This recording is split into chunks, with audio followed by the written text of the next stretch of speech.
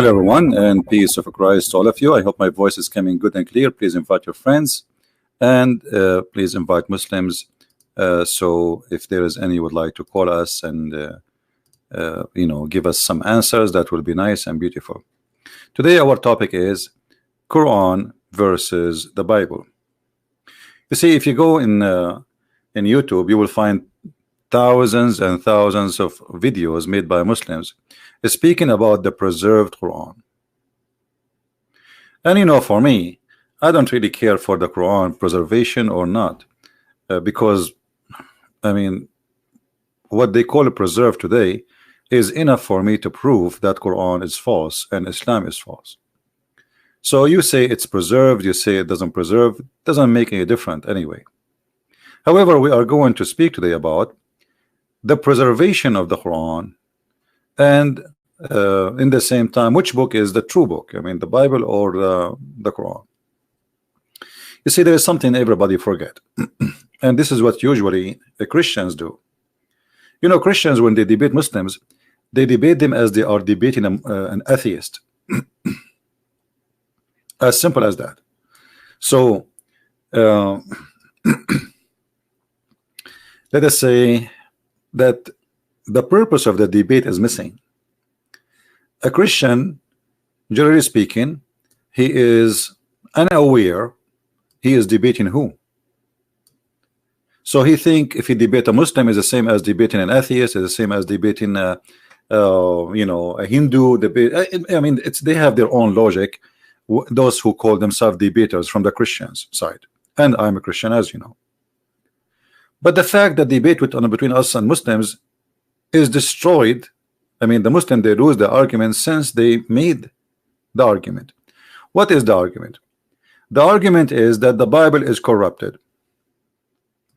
I put the whiteboard there because we are going to draw some stuff. Bible is what? Corrupted. All right.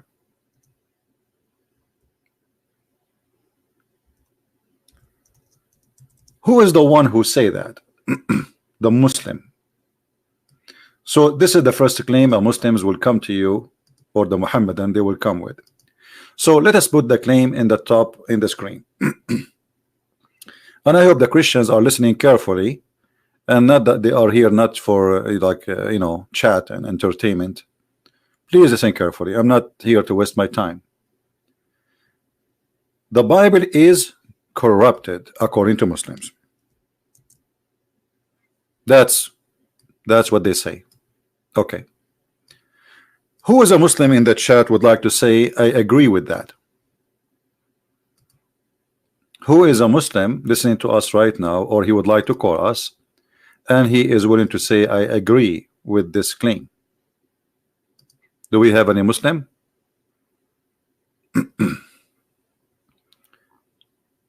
Do we have any Muslim he agree that the Bible is corrupted? Anyone?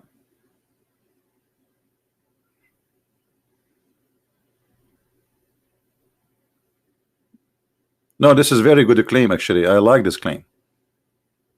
Anyone?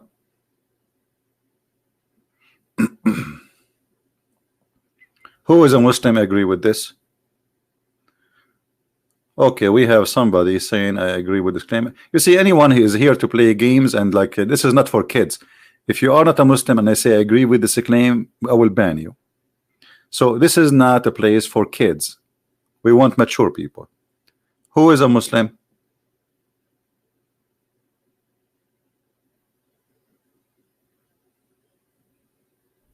Anyone?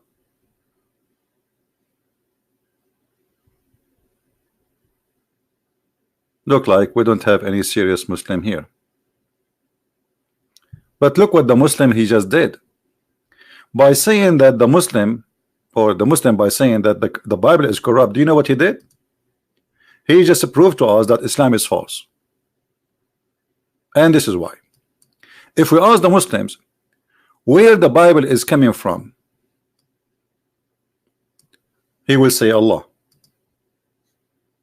Who? Allah.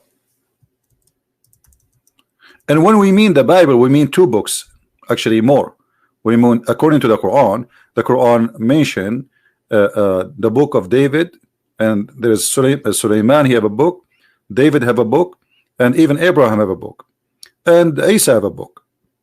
So we are talking about many books, and Moses have a book. So when we say the Bible, we are saying many books, all of them one shot. Okay, who is the one who sent this book? Allah.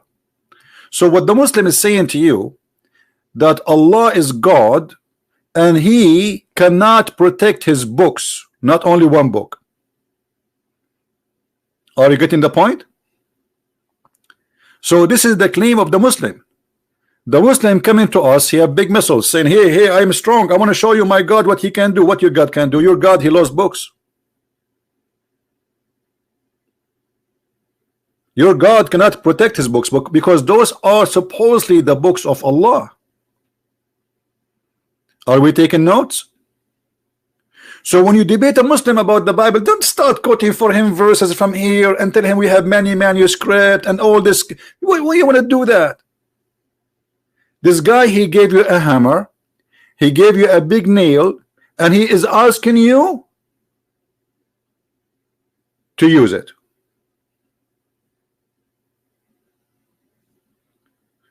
So as long you are saying that Allah is sent the Bible and the Bible is corrupt, so the Bible of Allah is corrupt. This is the correct sentence now. This is the conclusion.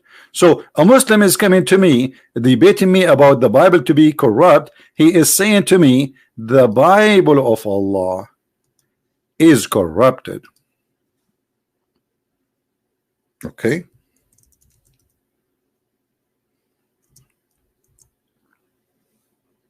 That's wonderful.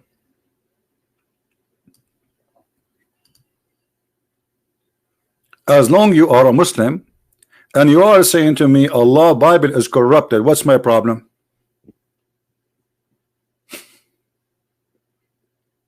Do you understand, people? The debate is over. Do we understand? The debate is over. 2 seconds, 30 seconds, 1 minute. A Muslim crying, oh, my Allah, my God, his name is Allah and he sent the book and his books are corrupted. Okay, nice to meet you. So what we will do now? What kind of God? He cannot protect his book. Actually, should be a reason for anyone to leave Islam. This should be a reason for anyone who believes in Islam to leave Islam immediately, because you have a God who, according to Muslims, he sent 124,000 prophets. How many? 124,000 what? Prophet. Oh boy. And each one of them, he come with book from Allah. Okay. And all the prophet books are gone. What? What? Except one prophet.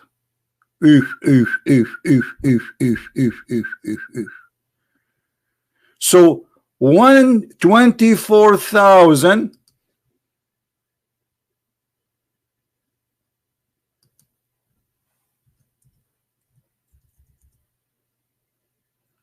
minus 1 are gone. What is the result? Guys, what is the result? Who is a Muslim here? He is good in mathematics. 124,000 prophet books are gone. We have only one supposedly left. What is the result? 123,999 are lost. So imagine if we give Allah a job to work as a library guy. Allah is the biggest loser in history. We gave him 144,000 books. He was able to protect only one.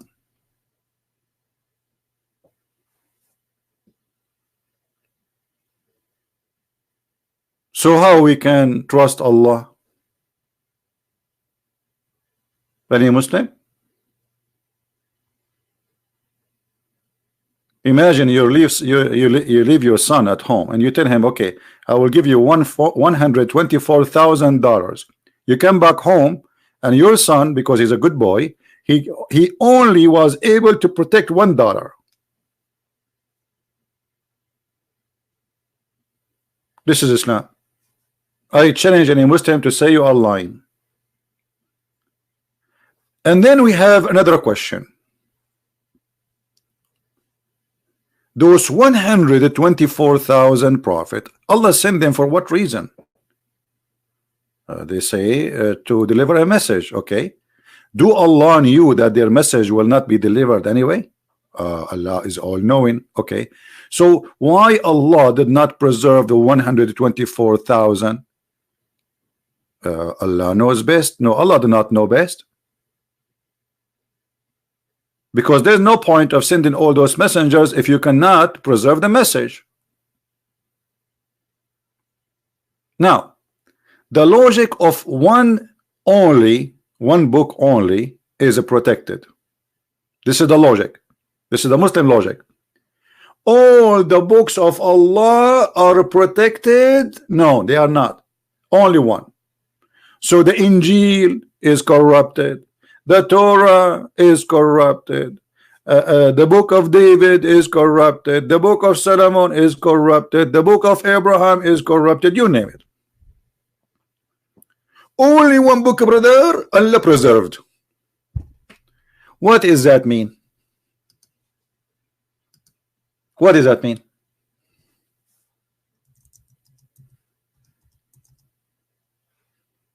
Any Muslim can tell me what does that mean? Allah, He has a selective service.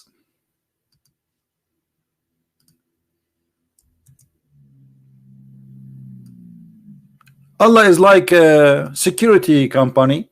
He decided to protect only one book. Only one book. But isn't it all the book of Allah or the book of Allah?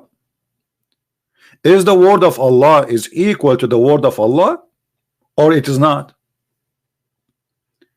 If the Torah is the word of Allah, and the Injil is the word of Allah, and the Quran is the word of Allah, so why Allah will not protect the word of Allah? The answer is very simple. Allah has nothing to do with those books, and Muhammad, he could not find himself there. So he have to say, and the Muslim, they have to say, you change the books. But however, I like the idea of Muslims saying that the book of Allah is corrupted, because that will lead us to prove that Allah cannot be God, for nobody can corrupt the word of God according to the Quran. Let us take a snapshot for this, so later we can use it and we do not need to type this thing again.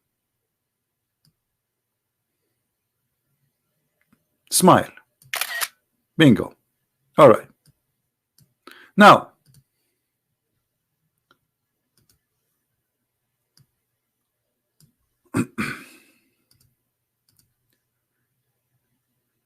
in the Quran, it says, إِنَّا نَحْنُ نَزَّلْنَا الذِّكْرَ وَإِنَّا لَهُ لَحَافِظُونَ.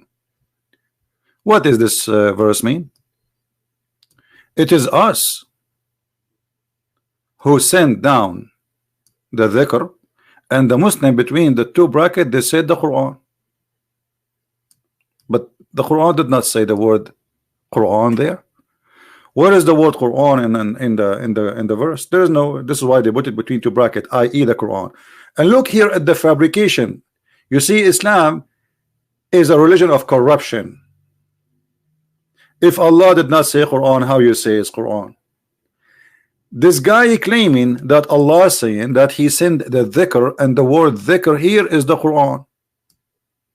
Who is a Muslim he agree with this translation that the word dhikr here mean Quran?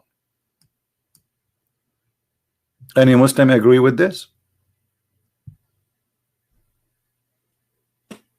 Any Muslim agree? Who agree?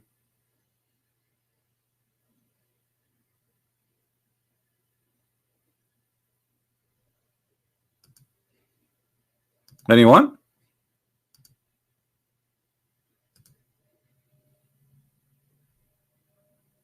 Anyone? Dhikr mean the reminder, but this is the name of a book. This is not just a word mere reminder. A dhikr is the name of a book according to the Quran. Let us show you how they lie when they say Allah is saying he will protect the Quran. If we go to different verse on the Quran, we will find this. Remember how the word look like. Actually, you know what? I'm going to open 2 pages so we can place them next to each other.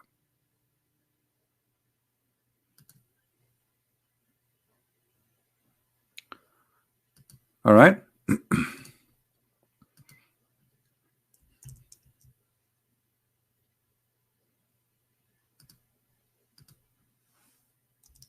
In different verse in the Quran, it says the following.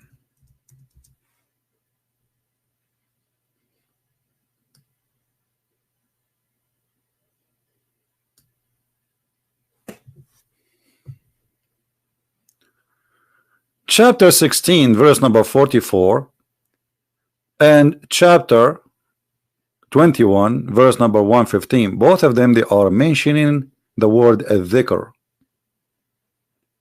But the chapter 21 make verse 105 make it so clear what a dhikr is. It's not the Quran. Here we go, and this is the Muslim translation. We are using the same translation for the same translator, isn't it? We will check it out. So it says here that indeed we wrote in the Zabur, which is the book of Psalm, i.e. all revealed in the holy book, the Torah and the Injil. So what the word zikr mean? What is a dhikr? Let us change the translation. Maybe the translator here, he was not successful to make it good. Maybe his lies is not working. Let us go to Yusuf Ali. Okay. Yusuf Ali saying the following. Before we wrote the book of Psalm, or we wrote in the book of Psalm, after the message was given to Moses. So what is a dhikr? Is what is given to Moses. You see, this is the same word. You see it? It says here, and we wrote in the book of Zabur. Muhammad, you have a very funny names for those books. I mean, how the book of Psalm became Zabur, I have no idea. Don't ask me. Even the name is not right, because Zabur can be a private part of a man. Just take the tashkil and you can pronounce it differently. And remember, the Quran was not written with tashkil. Tashkil is those things you see in the top. So, and the Zabur, we wrote in the Zabur after the dhikr. So the dhikr was something ancient. This is not the Quran. So why here in the translation they say that the word dhikr is the Quran? How they come to this conclusion? The Quran make it clear that the word dhikr is the Torah. So based on this verse, the Quran saying that Allah he protected the Torah. However, this is not really a big deal for me. I'm just getting them busted with their claims. Let us say, for the sake of argument, Allah he protected the Quran only, and he said he is going to protect the Quran. But isn't it Allah he said in the Quran, and nobody can exchange the word of Allah? The Quran says that.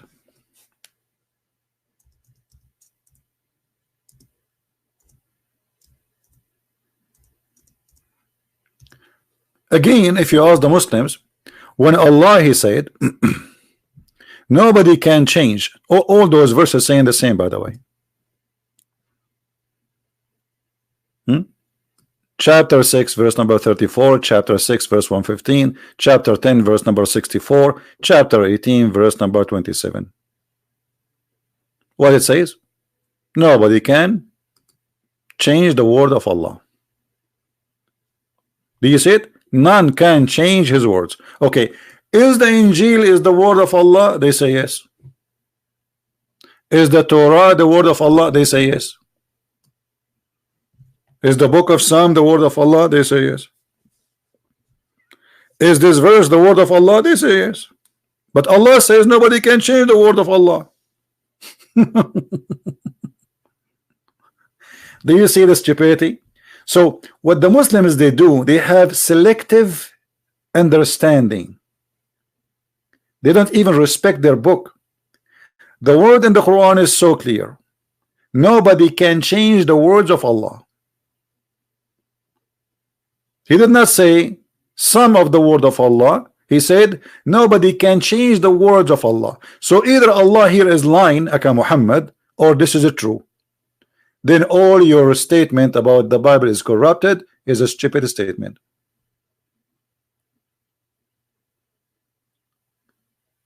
Who told you that there is 124,000 prophet? This is a kid can search it in Google and can find it. I do not need to give you a proof for that. Just search it. It will take you 2 seconds in Google. You're a potato couch. Or they call it what? Couch potato? Show me where it says 124 prophet. Just type it in Google. Come to daddy. I mean, look at the Muslim. A Muslim, he is saying to me, he never heard that Allah sent 124,000 prophets. This is the first time he heard it. Yeah, the only thing they hear is the Bible is corrupted, brother. But look what happened here. Not only this is a contradiction for what Allah said, and we showed you that the word dhikr mean the Torah and whatever books came before in the beginning, but the Quran confirmed in many verses that nobody can change the word of Allah. Now if we ask the Muslims what is the first chapter was given to Muhammad, they will say to us chapter 96. Chapter what? 96, brother. Oh, so if Allah he gave Muhammad the chapter number 96, so why it is 96? This should be number 1.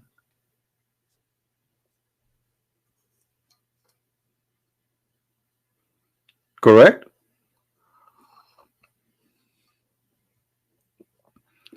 Why you are not reading the tafsir of that verse? Tafsir of who? You Muslim don't agree about it.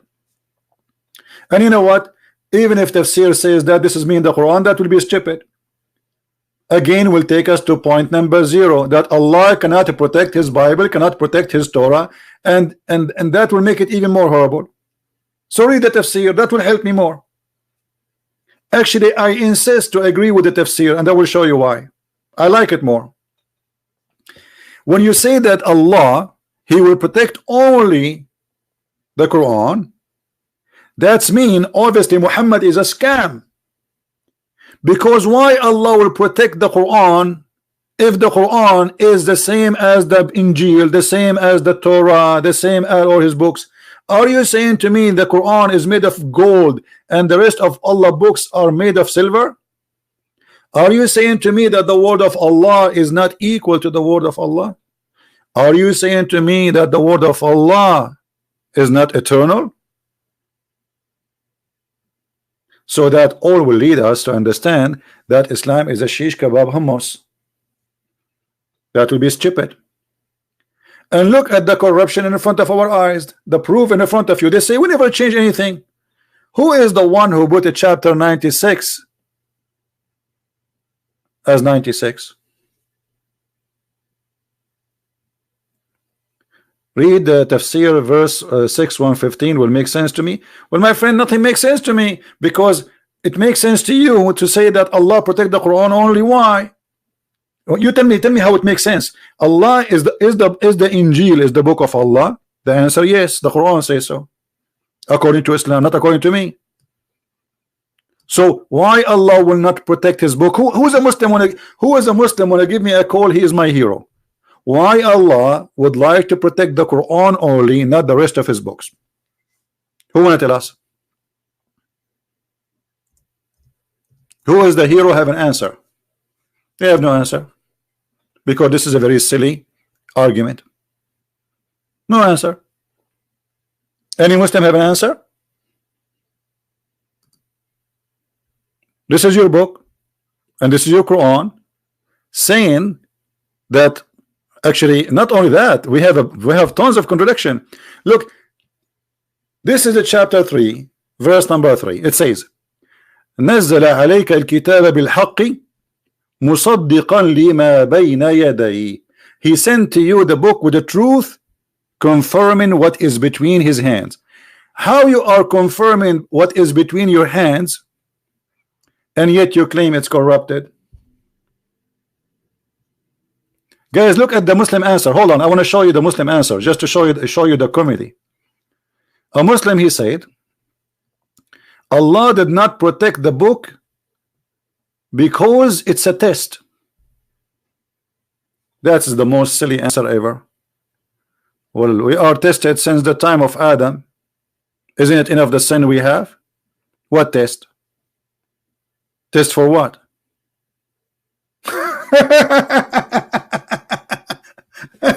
What is that?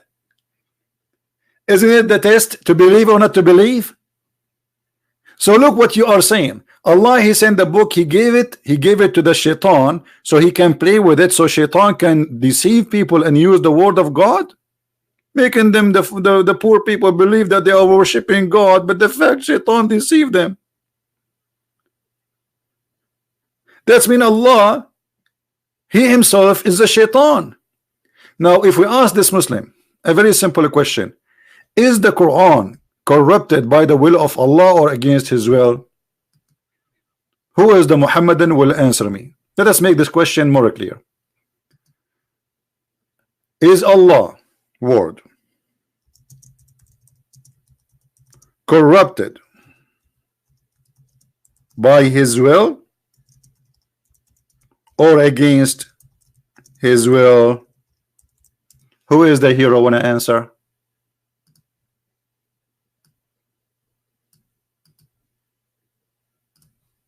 Anyone?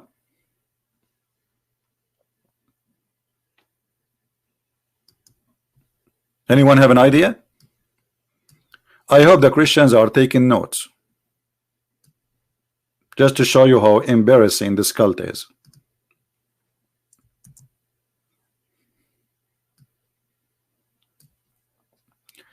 Is Allah's words corrupted by his will or against his will? Who is the Muslim? Want to give me the answer?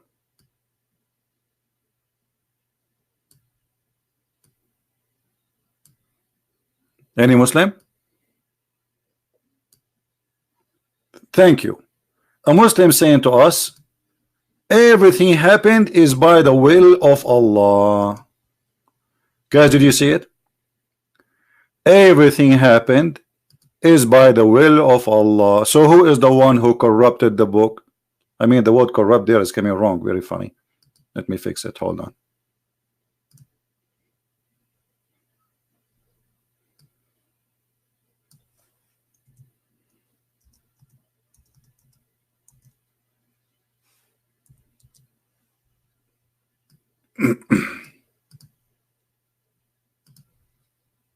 My screen freeze. Okay, let's take it off. Okay, so the corruption happened by the will of Allah. Oops, I'm typing Arabic again. Hold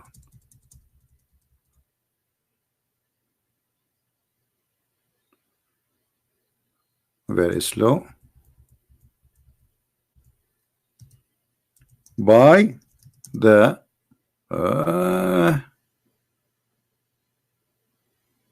Oh boy.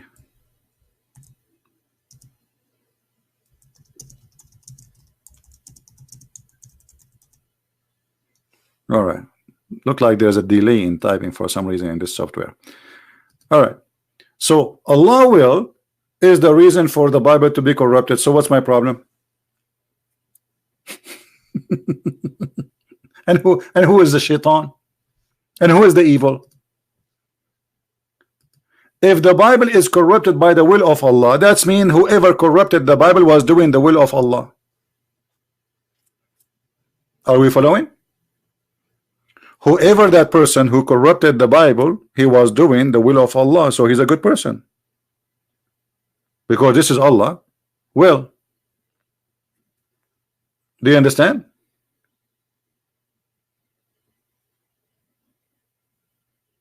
Do you understand me, people? Let us say I am the one who did that. But as long as this is the will of Allah, that's mean I'm doing what Allah He ordered me to do. So the one who corrupted the Torah and the Bible according to Islam understanding, according to their logic, is Allah. So Allah is the devil. Allah should go to hell. Allah is shaitan. Disgusting. Shame on you. So this is how silly the logic of this cult. How silly it can be more than this. Allah He sent the book, and Allah He wanted His book to be corrupted, brother. Why Allah want to do that?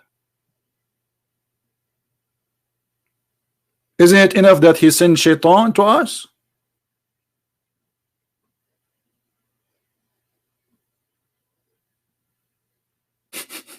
You know what I mean?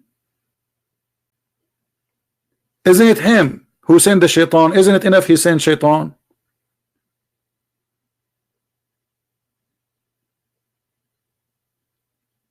So every step of those steps, Islam is destroyed. How many times we need to destroy Islam today? It's enough. But we are not done.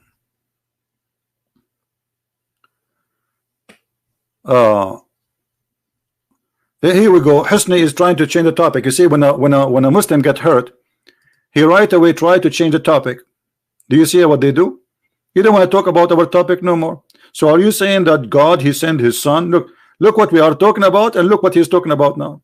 Because now he is hurt. We got Allah busted. Allah is the one who corrupted His book.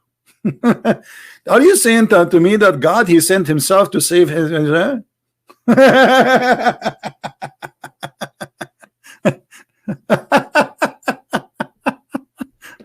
What a comedy, what a drama.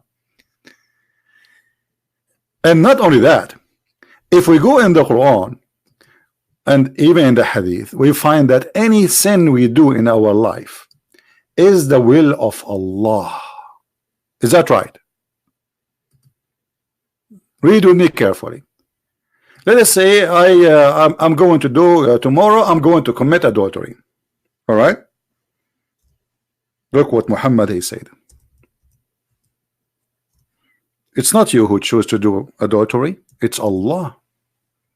Allah He wrote for every human how much adultery he will do. This is not about Allah knowing, it's about necessity of doing. It's a portion which Allah He wrote for you to indulge. Read carefully, and this is Sahih Hadith, so they can't say it's weak, da'if, and the garbage they say. Verily Allah has fixed the very portion of adultery which a man will indulge in, and which he of necessity must commit. Do you see it said necessity must commit? That's mean you're good, you're bad, doesn't matter. You believe, you don't believe, doesn't matter. You have to commit sin as Allah He decide for you. So which one is which sin is not written by Allah? All of them are written by Allah. So you commit adultery, Allah He made you commit adultery. You kill somebody, Allah made you kill somebody. You rape a woman, Allah made you rape that woman. You commit theft, Allah made you do theft. You disobey Allah, Allah make you disobey Allah. You corrupt the Bible, Allah make you corrupt the Bible. So who is the devil? And why this person is going to be punished for the adultery he did? Any Muslim can tell me? Do we have any Muhammadan here have an answer? If Allah is the one who decides for me adultery, which I must do, so why I will be punished for it?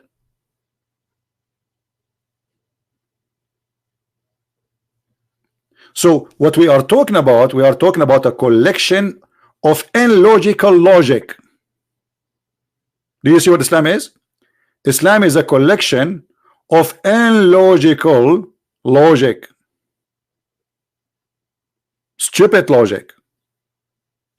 So Allah will punish us for not choosing Islam, but Allah is the one who made us not to choose Islam.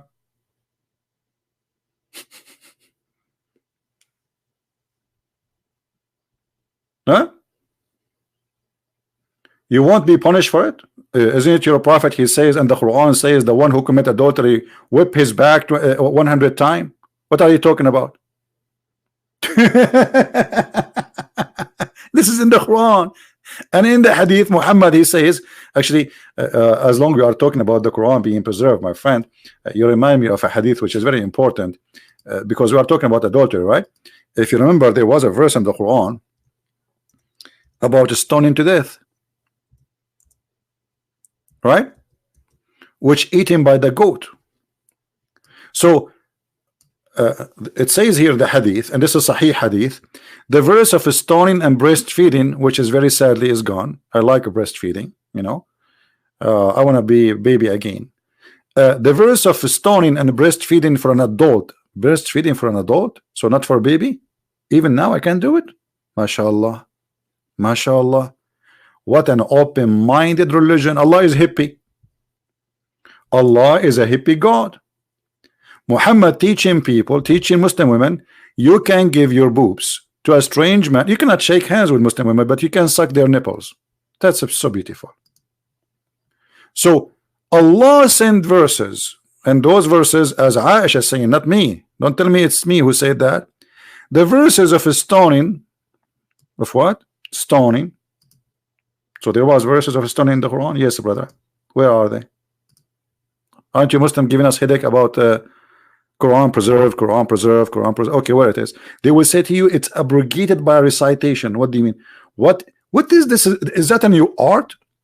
Why Allah wants you to forget the recitation if you have to practice the recitation? How you can practice the law, yet Allah, He delete the law? Have you ever heard of a king? He make a law, and then he said to them, you have to practice the law, okay? You say, okay, sir. And then he say, okay, give me the law. Okay, we give it to you. From now on, nobody recite this law. Okay, so how we can practice it? This is what they say to you. They say this is abrogated by recitation. Why is that? Simply, the goat ate it. Who can recite for us the verses of a breastfeeding for adult? Anyone?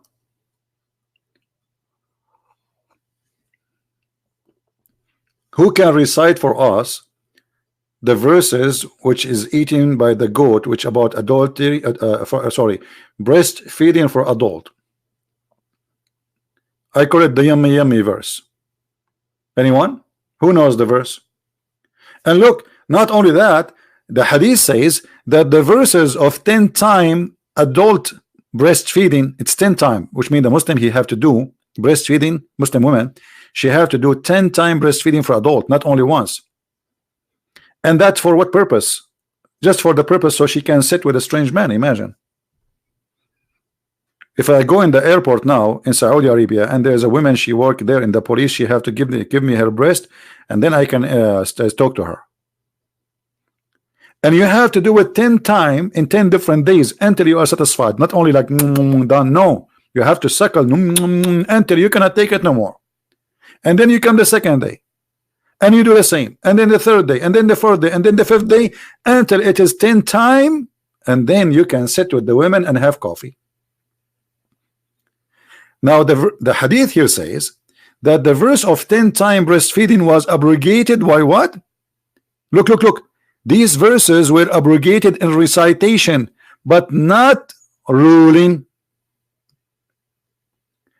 And then other hadith established the number of fourth stage. What fourth stage? This is a guy, this is a man, or to be five. Okay, where we can so we have now another standard of corruption.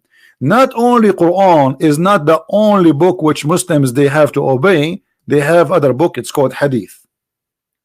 And if we ask them about the hadith, they say this hadith is da'if, this hadith is weak, this hadith is rejected, as they wish.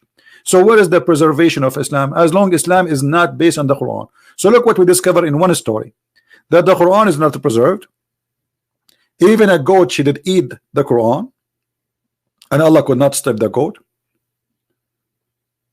And a hadith written by somebody came 300-400 years after Muhammad can destroy the Quran and can abrogate the Quran. So how we can accept this religion? All right. So where is Islam? There's no Islam. That's it, it's gone. Now we are not done. Are we done? No, we are not. But let us remember things one by one.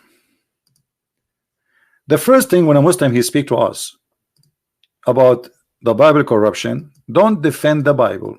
He's not talking about your book. Are we clear? Are we clear, people? A Muslim, when he talk about the Bible, he is talking about his book, because Muslim they claim that Allah is the one who sent the Bible.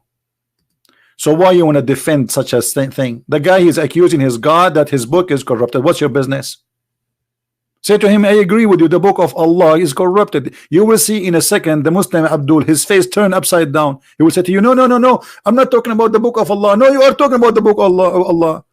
Is it this is the book which is sent by Allah? He say yes. Okay, so you are saying to me the book of Allah is corrupted. What's my business?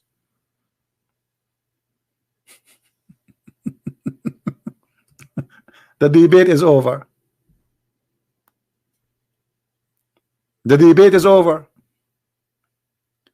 And look at the corruption of the translation. Islam have suffered from many corruption. Look what I'm reading right now. He has revealed into thee the scriptures which the truth confirming which was revealed before it.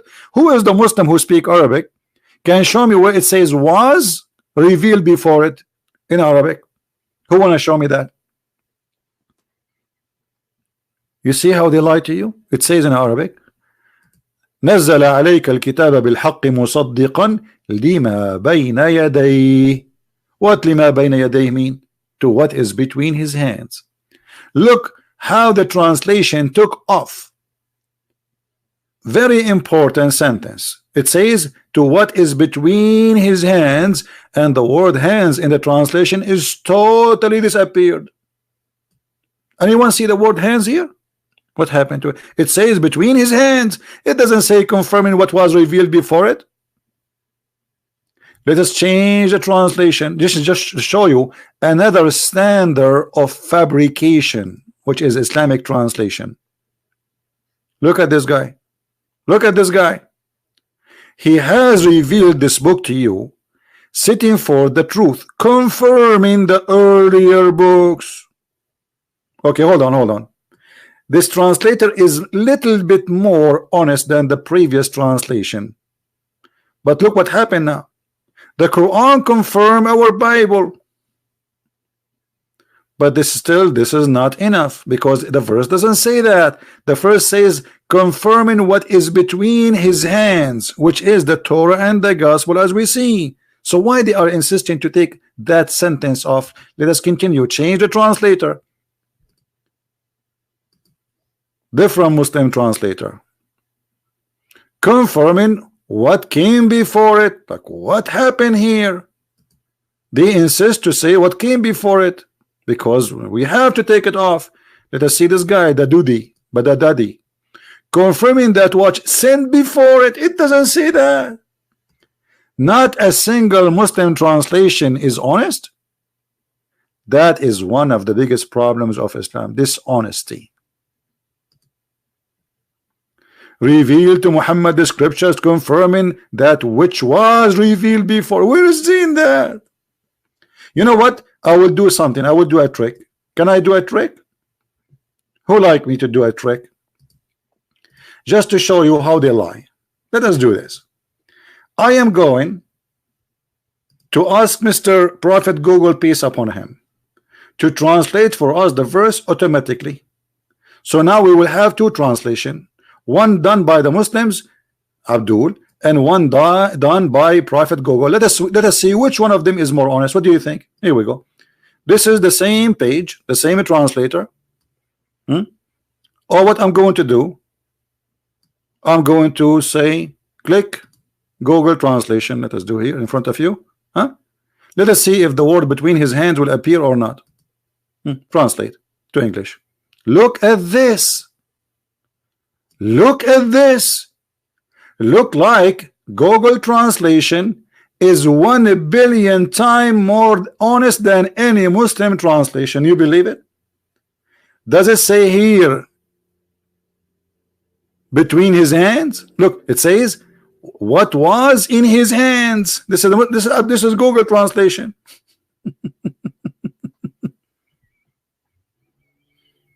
Hand of who? Muhammad. So Muhammad, he should have the Torah, the correct Torah at that time. He should have the correct gospel at that time. So how the Torah and the gospel is corrupted? Not only that, do you know that Muhammad, he did recite, and he said, I believe in thee and the one who sent thee. Who are they, those? Let us see what Muhammad is talking about.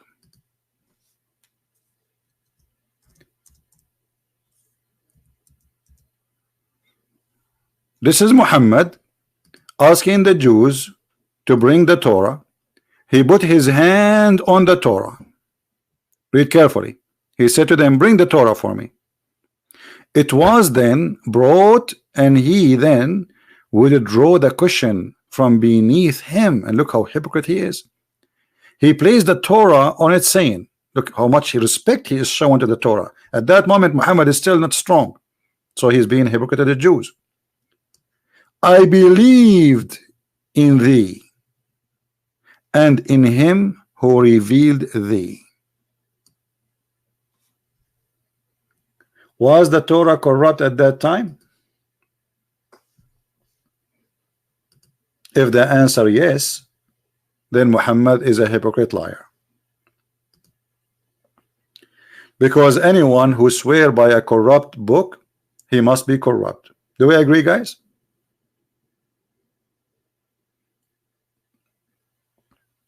Do we agree? If the Torah at that time was corrupt, and Muhammad is swearing by the corrupt Torah, that means Muhammad is a corrupt man.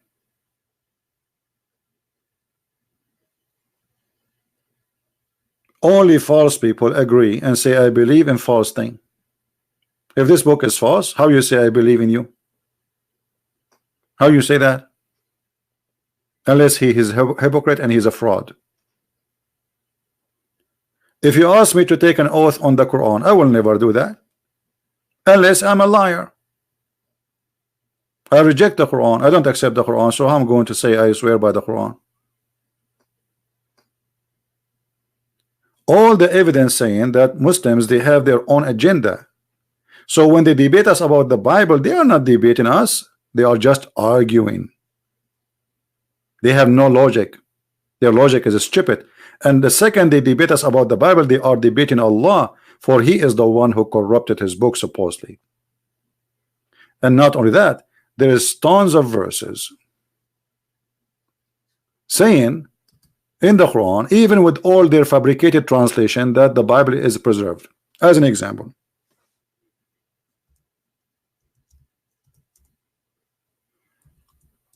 read this verse with me.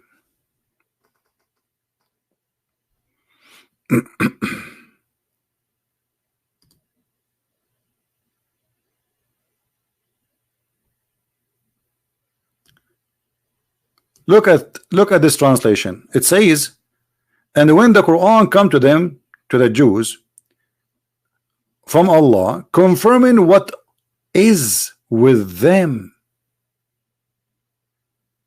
Do you see it?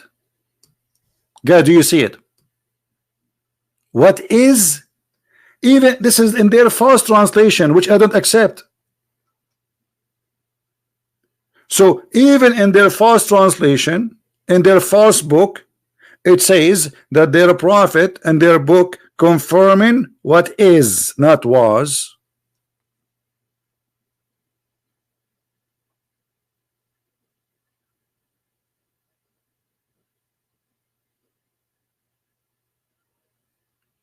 So why Muslims don't respect their book? And what is behind this agenda that Allah he sent books but he did not preserve his book? What is the plan of Allah?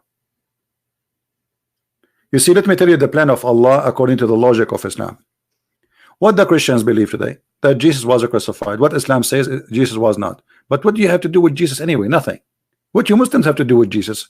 First of all, we cannot even find the correct information, a single correct information about Jesus, except that his mother, she was a virgin and her name is Maryam.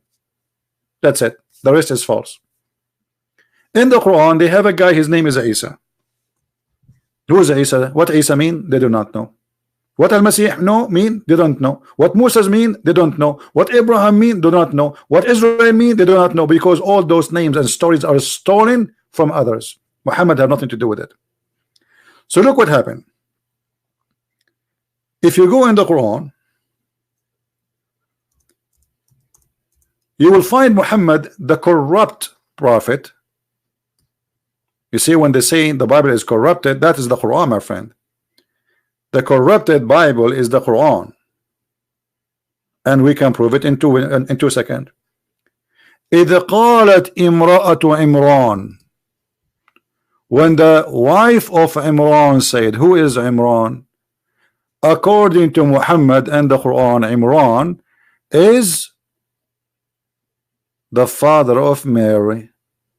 Like what? Like what? What? The foolish Muhammad, he thought that Imran or Imran is the same father of Maryam, the sister of Moses and Aaron. So this is why he is giving Jesus a grandfather. His name is Imran. So Muhammad, he could not even copy the name correctly from the Bible about the father of Moses, which is Umram, not Umran.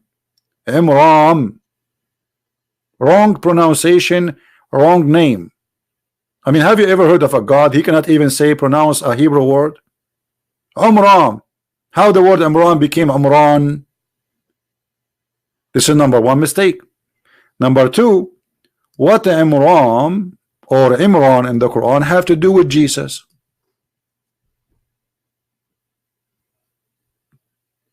Anyone can tell me?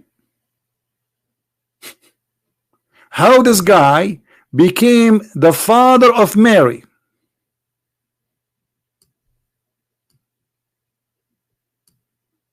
Anybody can tell me? How this guy became the father of Mary and Moses? I will tell you. Muhammad, he heard from the Jews that Moses have a sister. Her name is Maryam.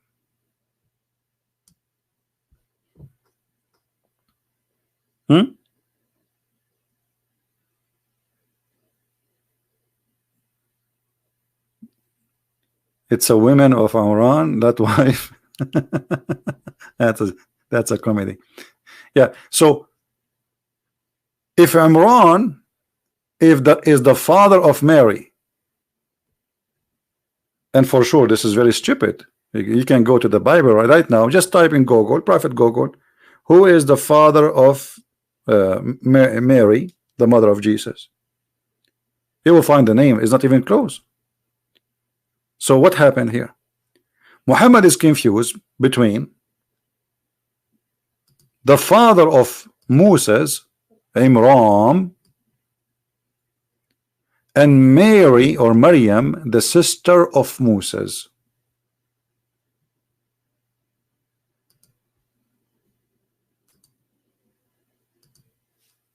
You see what happened?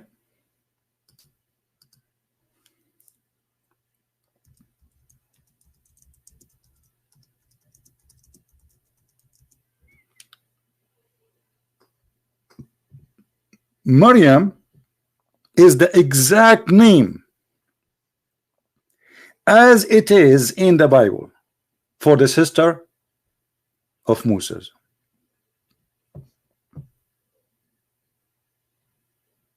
You believe it?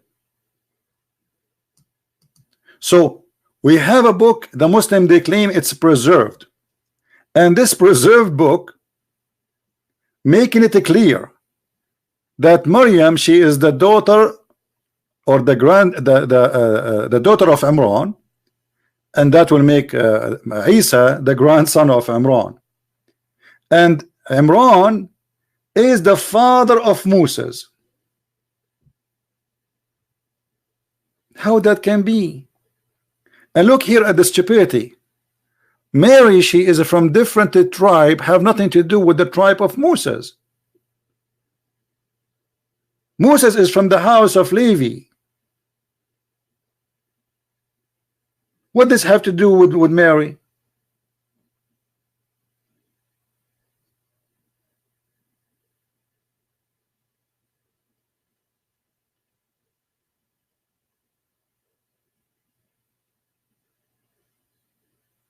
That is Muhammad, my friend. That is Muhammad. A person who claimed to be a prophet of God, he cannot quote a name correctly. He think that Imran, the father of Moses, is the same man who is the father of Maryam. How that can be? So this is why usually I do not debate Muslims about the corruption of the Quran, because what the point? The Quran today is a joke. I will go with the Quran, what you have today, and you believe it's not corrupted. And additional to that, I mean, what the point of proving that the corrupt is corrupt? Can you corrupt the corrupt twice? You cannot. Quran is corrupt from the beginning. We can't even call it corrupt. It's a fabricated book. So we cannot say the Quran is corrupted because it's fabricated from the beginning.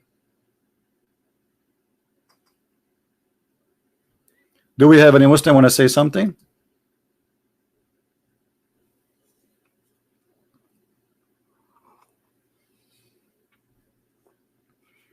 And this is why you see Muhammad in different phrase in the Quran. He says that Mary, she is the sister of Aaron. You believe it? He said that literally, and then the Muslim, they say, oh, the prophet, he correct that, he explained it. He says, well, he meant that in the old days, brother, they used to call them by their great ancestor, but Moses is not from their ancestor. Secondly, the verse making it so clear by misquoting the name of the father. Let us say, for the sake of argument, okay, he says, oh, sister of Aaron, and it does not mean sister of Aaron literally. How the father of Mary, his name became Imran, and it is the same father of Aaron and Moses. Do you know what I mean? How this happened?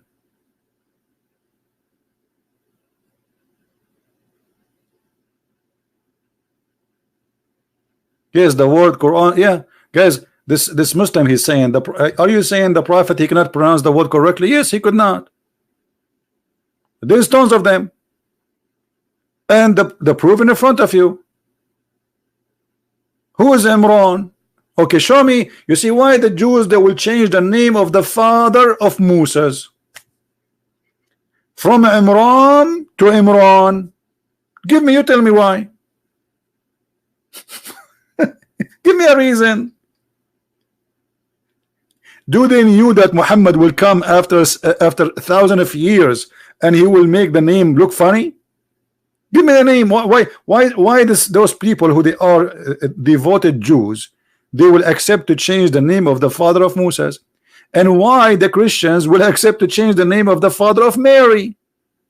I mean, what that have to do with anything?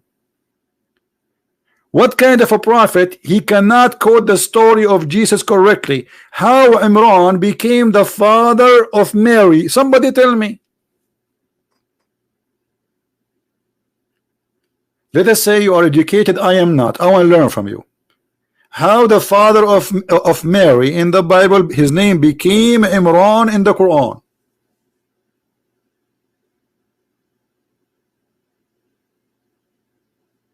Anyone knows?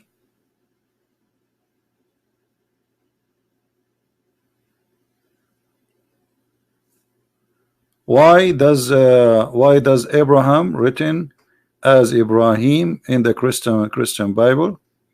What do you mean the Christian Bible, Ibrahim? Secondly, even your God, he say Abraham. You are an ignorant, my friend. You see in the Quran the word Ibrahim written in two ways, either Ibrahim or Abraham.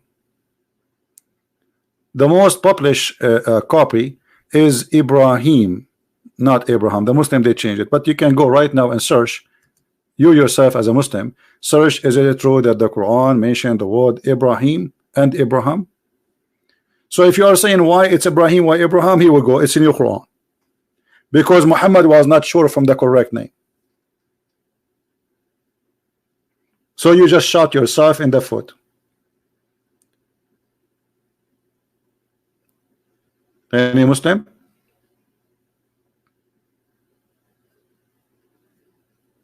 Who is a Muslim would like to give us a call?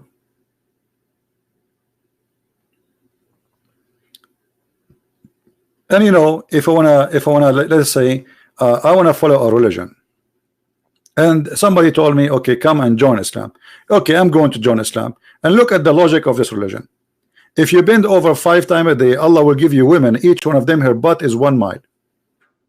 I'm really convinced. I'm really convinced. Have you ever heard of a prophet promising me that I will have a wife, her butt is 1 mile? What I will do with such a butt? Have you ever heard of a prophet? He will promise me I will have sex and I will have orgasm of 70 years. This is religion. This is God. 70 years orgasm.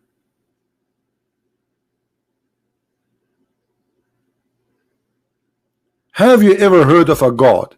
He promised you that you will see women in heaven, and those women he described what happened inside their private part. This is God talking. Who is a Muslim agree with this?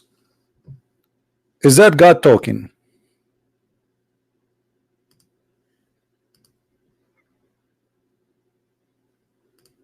Look what Allah he says to us about if we believe in him, what he will give us. Read with me carefully. Who is a Muslim agree with that? This is the true religion. The God he described the skin inside the woman private part. Do you have more details, Allah? What exactly else we will find inside? And those women, no man, no genie have boom boom with them. What do you mean genie? You Muslim believe that genies sleep with women, right?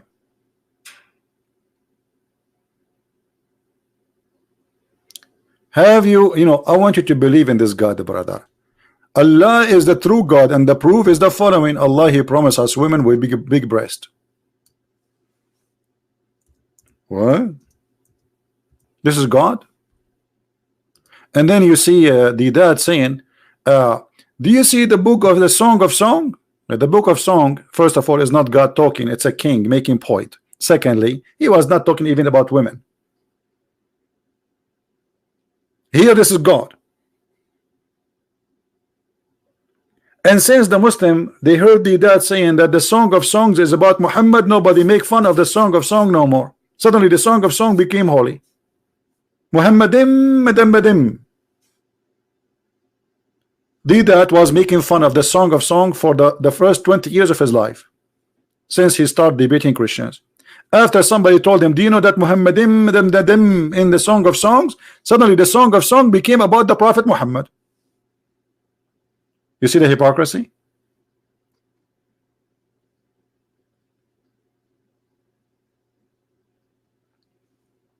Allah will give me fully breasted women. I was worried about that. What is the size, brother?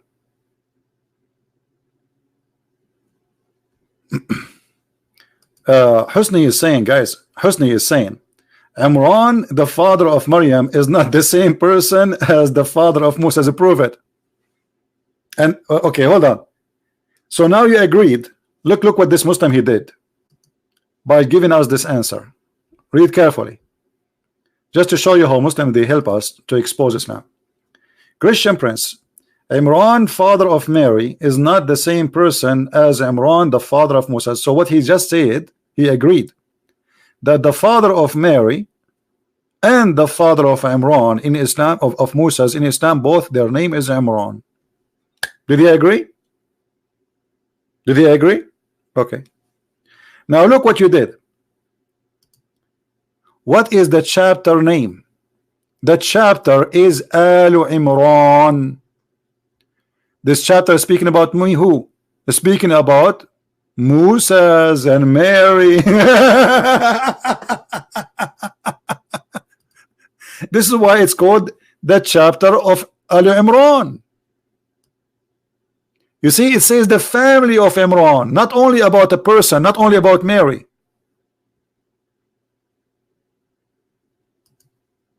So you just proved to me that Islam is false.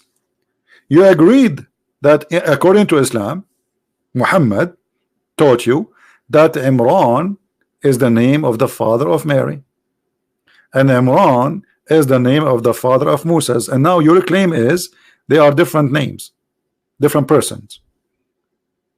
But that will not solve the problem yet, because the Quran says that Mary, she is the sister of Aaron, and the Quran says that all of them, they are family. Who is a Muslim wanna try something better?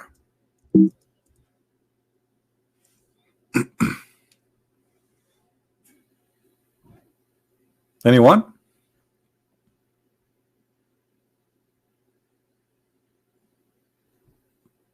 Anyone want to try something better?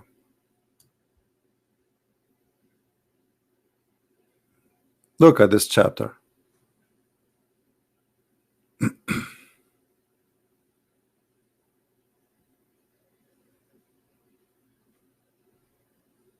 Ali Imran. Who is a Muslim would like to call us?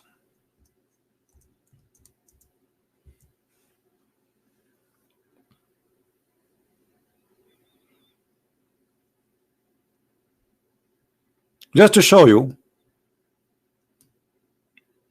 how Muslims they are hopeless. Allah chose Adam, Nuh, and Noah, and the family of Imran from all mankind.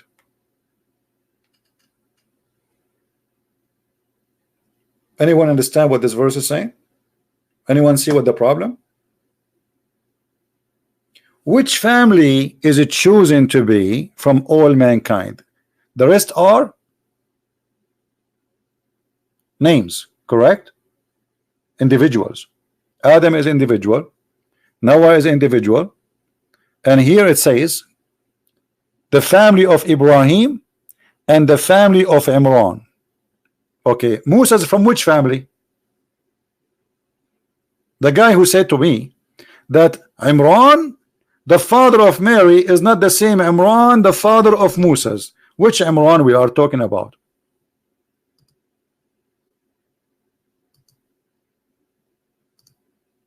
Any Muslim?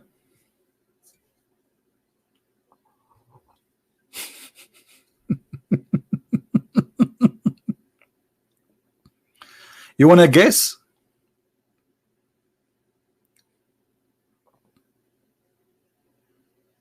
What the problem? There is a big problem. First of all, the father of Mary, his name is not Imran. That is a big problem. That is a clear error in the Quran of history. Number two, it's very clear he changed the name because he do not know the name. Why Muhammad he will say Imran if Imran is not really the father of Mary? You tell me, unless he thought so. Why the Christian they will change the name of the father of Mary? What does have to do with Muhammad? This is a book written 600 years before Muhammad. But because Muhammad, he thought that Maryam, the sister of Aaron, and this is true in the Old Testament, the Bible says that Moses and Aaron, they have a sister, her name is Maryam, exactly the same as the mother of Jesus in the Quran. So Muhammad here, he proved that he is a fabricator by adopting the same name of the father of Imran, not by choice, but because he thought this is the same Mary, the Maryam, the sister of Aaron. Otherwise, you tell me why Muhammad he got the name wrong.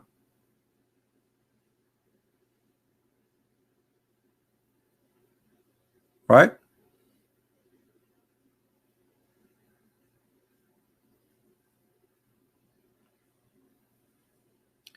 The Bible does not mention the name of Mary father. Who said that to you? Call me and I will make you read the verses by your own eyes, and people will laugh at you.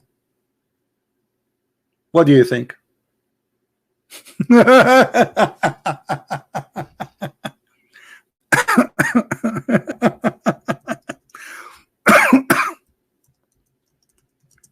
Now we have more important stuff from this. We are just showing you just a little bit of why Islam is a silly when you speak about Quran is the book of a truth. As an example,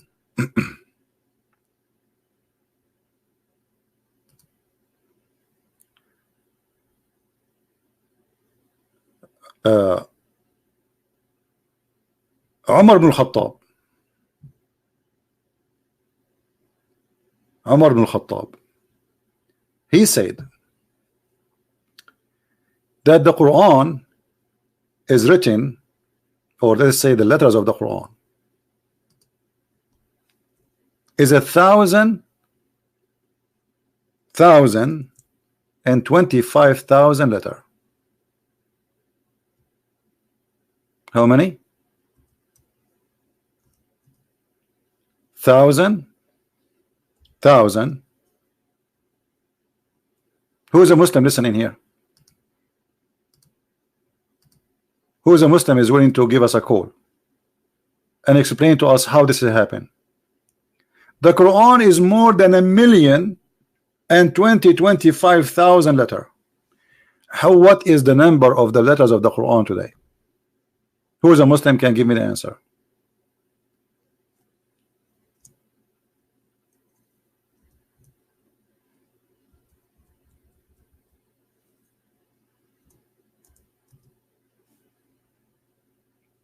Anyone?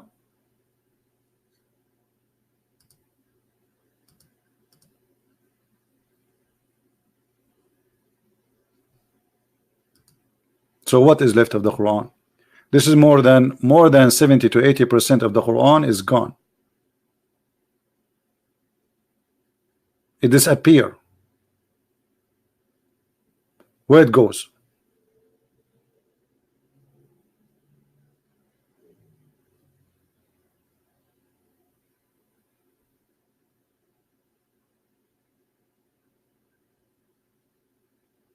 One of the hadith of Aisha, let me find it.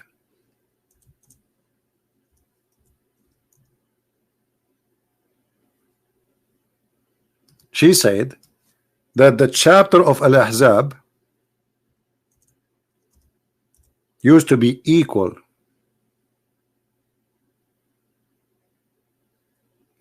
to the chapter of Al-Baqarah.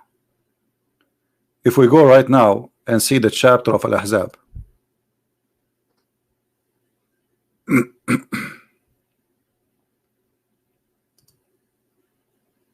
how many verses the chapter of Al-Ahzab?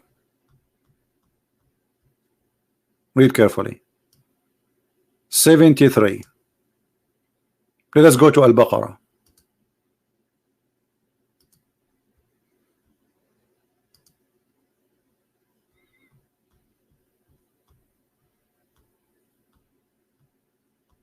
Look how big. This is the biggest chapter in the Quran. 286. 286.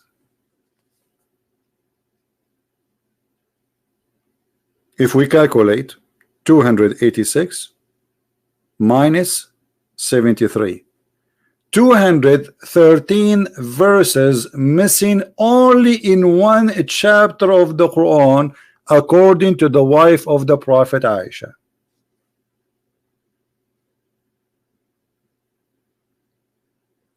Who wanna call me and I will make him read the hadith right in front of us to everybody?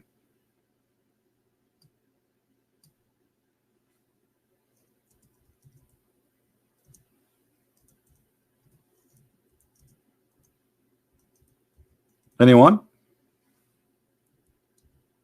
Who is a Muslim is willing to read it?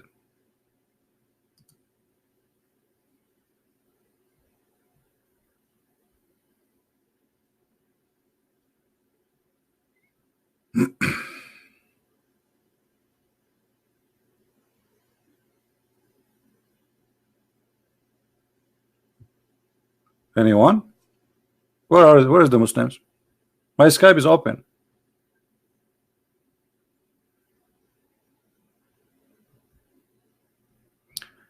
Let me show you. This is an Islamic website discussing this issue. The website is in Arabic. This is Islam and Jawab, and the guy is asking fatwa number 197942. كانت سورة الأحزاب تعدل سورة البقرة ثم نسخ أكثرها. What does that mean? I will click Google Translation, peace upon him. I mean, what we can do? Google Translation is the best. Read carefully. The Ahzab was equal to Al-Baqarah, and then the rest is gone, or they say nasukhat, which means like abrogated, is gone. But where is gone? What happened? What happened? The Musnad Ahmad, there's a hadith in Musnad Ahmad that 200 verses of Surah Al-Ahzab have been deleted. Is that true? Who is a Muslim want to say is this true or not? Who is a Muslim want to explain to us what's going on? One chapter in the Quran is missing 200 verses, not one, not two, not three, not four, 200 verses. Just one chapter.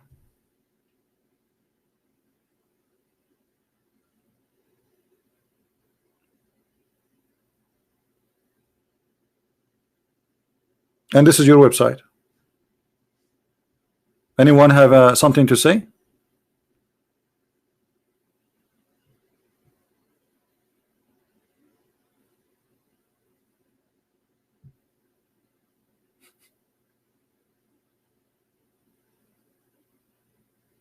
Anyone have something to say?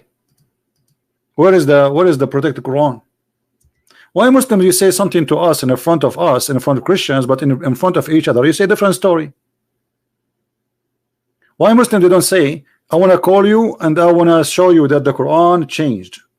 Why you don't say to us what you say to each other? This is what you say to each other.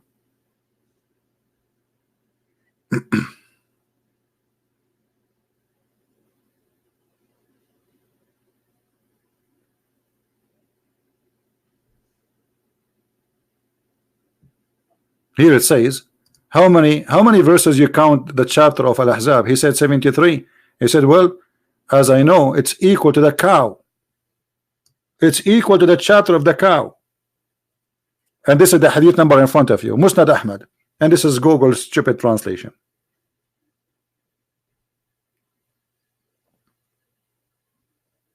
And not only that, they say that this is a Sahih hadith, the same clear as the sun.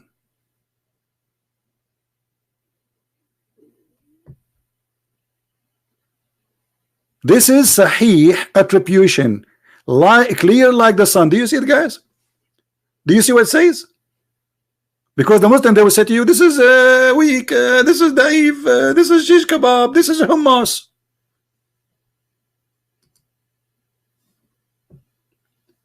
Not only the scholar saying this is sahih, he is saying it is sahih, clear like the sun.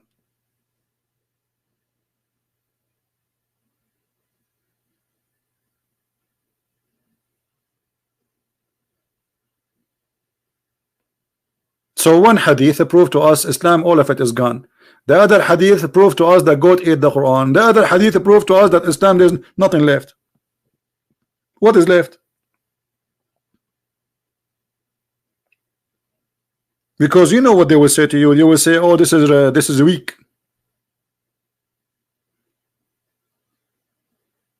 Anything we say to the Muslims, it's embarrassing. They say it is weak.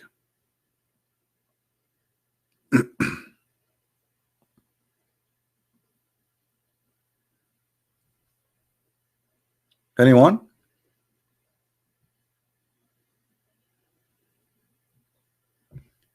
And here we have to mention another story proving the false prophecy of Muhammad. Look at this. Two Muslims.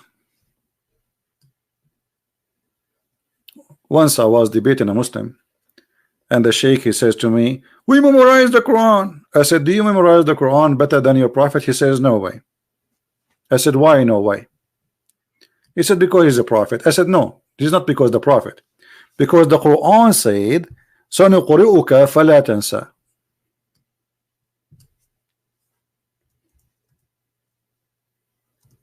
What does that mean? Let us see in the Quran. Chapter 87, verse number 6. It says, Allah, He promised Muhammad that we shall make you recite the Quran and you will not forget it. Guys, does it say that? Does the verse says that?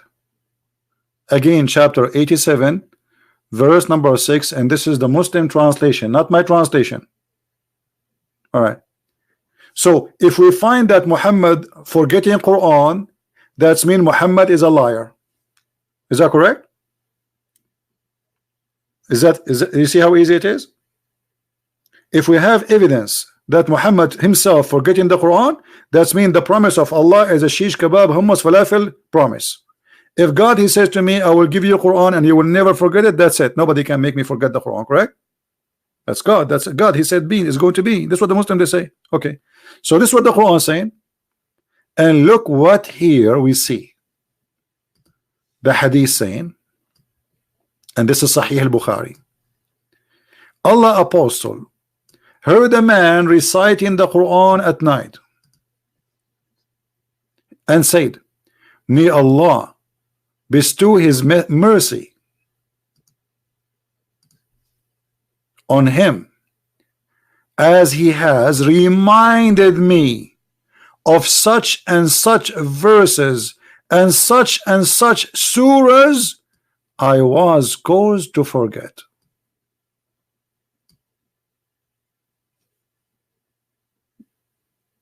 Do you see it, guys?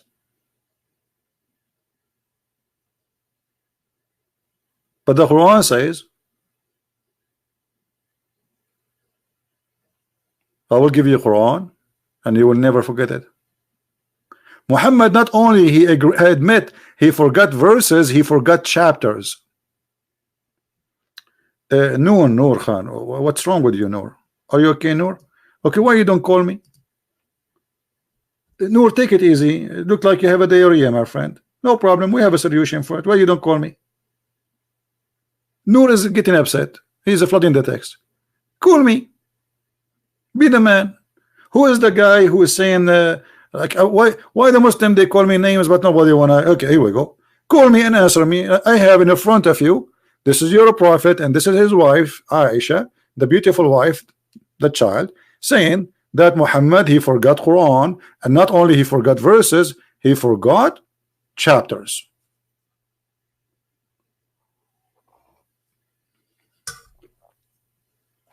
What do you think? And this is Sahih al-Bukhari.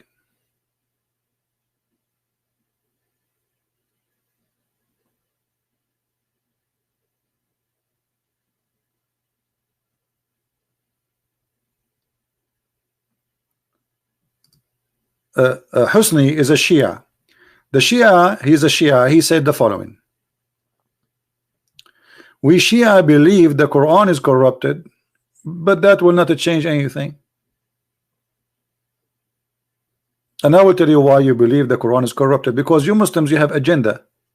When saying the Quran corrupted will help your agenda, you say that. If that will not help you, you will not say it. You are not believers. You Muslims are not believers. You are agenda people. You have political agenda.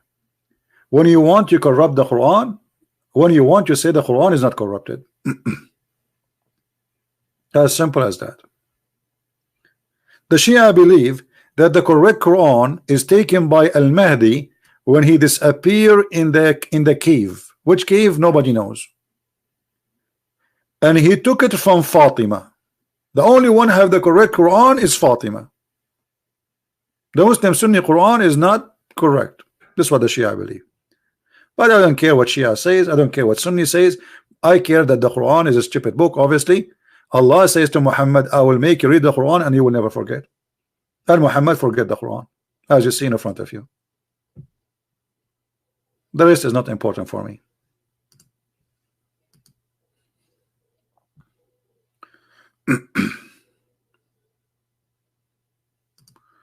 Okay, let us see. We have a Muslim supposedly. Let us hope that he is a mature person, not a kid.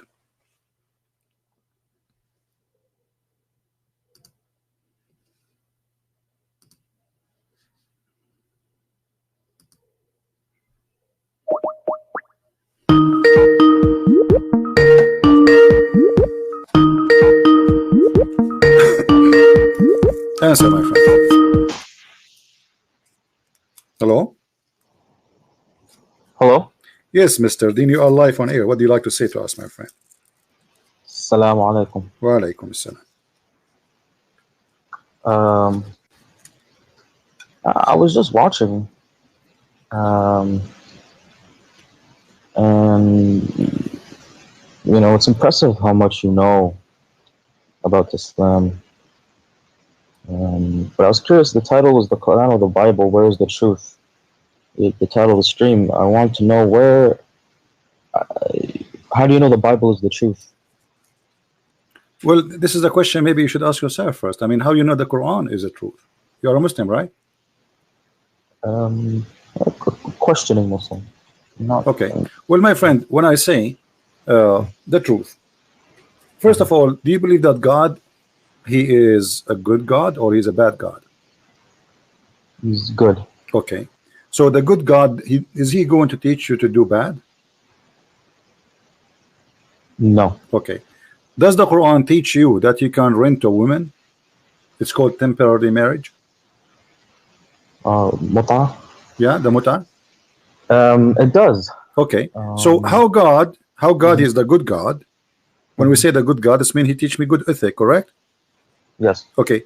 Do you think, with my respect to you and your family, I'm not saying something to insult you, please forgive me. I don't mean that. Do you believe that if your sister, with my respect to your sister, again, let us say this is my sister, not your sister, so you not be offended. Let us say I'm a Muslim, and my sister, she came to me and said she want to rent herself to do muta. What I will say to her? She will say to me, this is what Allah said. Now, I don't see anything wrong with that. Why is that? If it's consensual, if they both agree, yeah, and there's payment and they agree on what's going to be paid, and they go and do it, I don't see anything wrong with it. Okay, but isn't it so? You don't have a problem if your sister came to you and says there's a guy, he offered me $10 to sleep with me for 2 hours. As long both of them they agree, it's fine for you, correct? Correct. Okay, but isn't it this is what prostitution is about? Yes. So you don't have your problem that God teaching me to do prostitution? No, no problem. Why is that? What is your logic? My logic is that if that's what she wants to do, and if it's not rape or it's not forced on her, if it's consensual and there's a agreement and she wants to do it, then yeah, but fine. Okay. So why Muhammad, he says if somebody commit adultery, beat him? What is the difference between adultery at least adultery, let us say a man and a woman, they see each other, maybe they love each other and they have sex, they commit that sin. So why, if you and a woman, she agree with payment, it's okay, but the women who don't take off her panty for money, she will be punished? What a difference. Both of them are not married.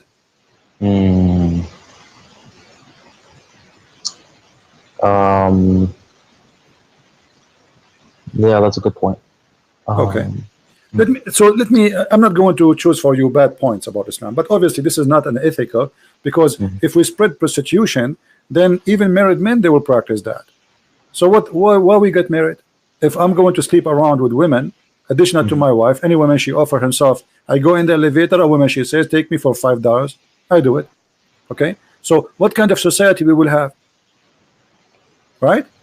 You're right, yeah. Okay, now if I am a person who is going to believe in Allah, and what Allah is expecting from me and what I am expecting from Allah, can you help me in that? What Allah expects from you to do, and what you expect Allah to do for you? Allah expects you to pray, you know, and to follow His orders. To pray to whom? And you pray to Allah. Okay, did the Prophet order you to pray for Muhammad? I mean, you're not praying to Muhammad. He's part of the prayer, but he's not. You are praying for Muhammad, but not to him. I understand, correct? Right. Okay. So why you need to pray for Muhammad? Because he's the one who sent the message. Okay. But isn't it, do Muhammad need your prayer? Did Allah bless Muhammad already? Is Muhammad going to heaven? No, you're not praying. I don't know what you mean for Muhammad or to Muhammad. I don't know where all this is. At the end of the day, it's praying to Allah. Okay. You speak Arabic, right? The not classical, the slang Arabic. Okay, I will read and you help me if you don't understand. Inna Allah wa malaikatahu yusalluna ala nabi. Ya ayyuhalladhina amanu sallu alayhi wa sallimu taslima.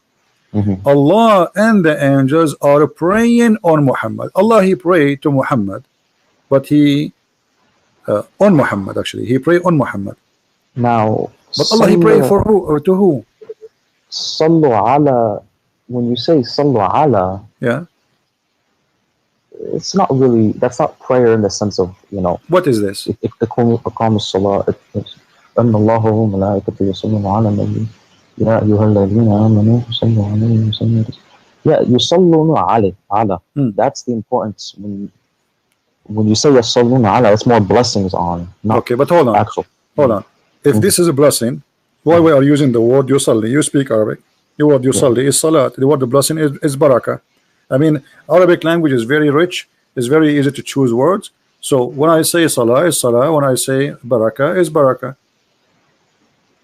And when you say yusalluna ala, you can also. Okay, I will go with you. So according to your what you said, that Allah and the angels are doing a blessing on Muhammad.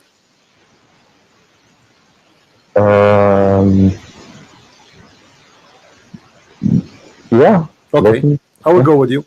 So if Allah already blessed Muhammad, what the angels can do more? Where is the blessing coming from? Is the blessing coming from the angels, from me, from you, or from God? The blessings, I mean, at the end of the day, if Allah wants the blessings, it'll happen. That's it. So if Allah blessed Muhammad already, why I need the angels and the believers to bless me? Allah, He blessed me, I'm blessed. That's it. The rest, they are just numbers. They mean nothing.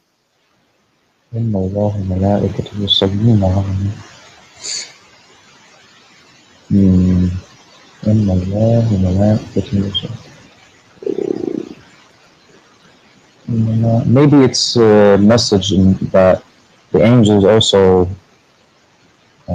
Okay, let me make it more simple for you, my friend. Now, let us make a circle here. I will make a circle, and this is Muhammad in the middle. All right, we will put Muhammad in the middle, and now we have Allah. This is Muhammad here. Now Allah is sending a blessing. All right. So let us say here we will type the word Allah. We will make it letter A, actually A. This is Allah. All right, and this is the angel. We will make it A2. And this is the Muslims. We will use the letter M. Perfect. So who is left? The whole universe now is busy doing one thing. Muhammad became the center of the universe, and Allah, the God, supposedly, he have nothing to do except sending a blessing and stop, because in Arabic it says yusallun. It is a continuous verb. You agree? Yeah. Okay. Allah praying or blessing, as you say, and then the angels sending blessing to, as you said, and the Muslims sending blessing, as you said. The whole universe is busy just doing one thing, praying to that dot. So what Muhammad did, he reversed the God from him being the prophet for being the God. So now Allah is exist to do one thing. He is praying for Muhammad. Angels are exist for one thing, praying for Muhammad. Human mankind, they are exist for one thing, to pray for Muhammad. So who is this man Muhammad?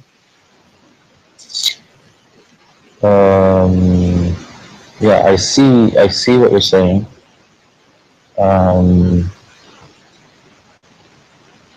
Now, yeah, it seems like, now what is, okay, so obviously I don't, there's some confusion. What, do you know what the tafsir says for this, or? My friend, doesn't matter. It says, as you said, you know, Allah, he pray on the prophet, and etc., and he sent his contribution for him, and he glorify him, you know, etc. But this is very silly, because it should be the opposite. It should be the prophet and the angels and the believers praying to Allah, not Allah and the angels and the believers praying to Muhammad. Yeah. Okay. Yeah, yeah, makes sense. Okay, I will show you one more thing. But it has a connection with this, what we showed you now. If you have a fight and you have two wives, who's going to help you in the fight? How many people you need to take your side? If you have a fight with, let's say you are married, you are married to two women. You know, do you need an army? Do you need who's going to help you? I don't know. This is between you and your wives. This is something personal. You do not need anyone, right? Aren't you man enough? Correct? I'm not married, no. I'm not saying that. I'm saying, isn't it the man is enough to, isn't it the Quran chapter 4 verse 34, it says الرجال قوامون على النساء, the men are in charge of the women. So yes, if a man have a fight with his wife, he is the one should deal with it, right? Not somebody else, correct? Yeah. Okay, read with me this. Muhammad, let us choose different translation just to make it more simple, because this guy, he had too much spice. Here we go. Muhammad, he have a fight with two of his wives, Hafsa and Hafsa and Zainab, I think. So the Quran making a story about it, that if those two women, they don't repent, who is going to take the side of the prophet? Because two of them, they are against the prophet. Look how many. If you don't turn into repentance to him who? Allah. Your heart are indeed inclined, which means you became a kafir. Look who is going to take the side of Muhammad in this fight with two women. And if you back up each other against him who? Muhammad, truly Allah is his protector. Okay, is that enough? No. And Jibreel, what Jibreel have to do with this?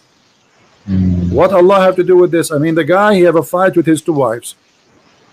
Why Allah is, this guy is talking like, is if the Roman, they are sending him a letter, says we will have a war with him, I say I understand. This guy is going to face an army, he need God to help him.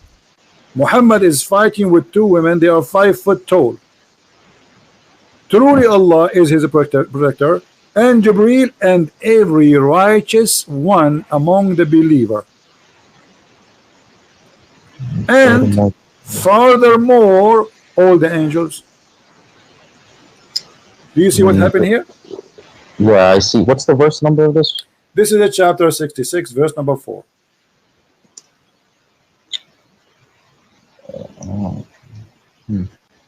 Okay. Yeah, so, I see. So what happened here, my friend? Listen with me carefully. The same as what happened before. We have Muhammad. We will make another circle. And we have Muhammad in the middle. Muhammad now needs protection from two women. So who is involved with this fight? Muhammad, he got the following names. Jibreel,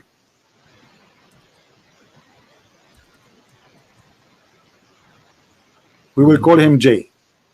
And Allah, we will call him A.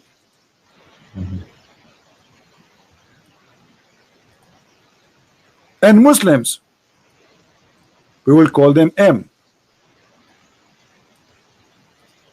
And all the angels in the world. Who is left? Yeah.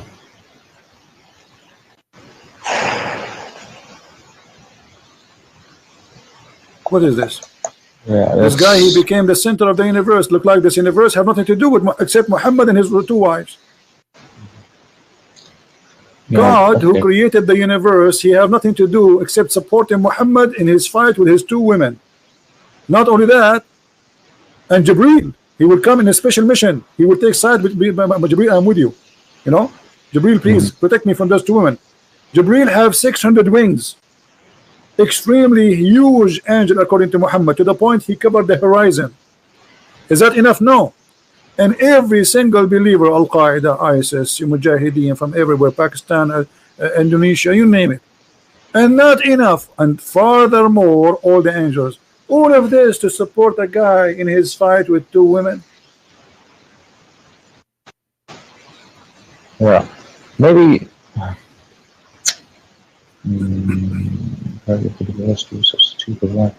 maybe he's Allah's trying to, he's sending a message. Our friend, the messages are no problem. He can say to them, obviously, you see, look, Muhammad, what he's doing. Muhammad, he is here taking advantage of God. Anytime he needs something, he used God's name to control them. He could not control them no more, so he told them Allah is against you. But look what he did by making it the way he did it.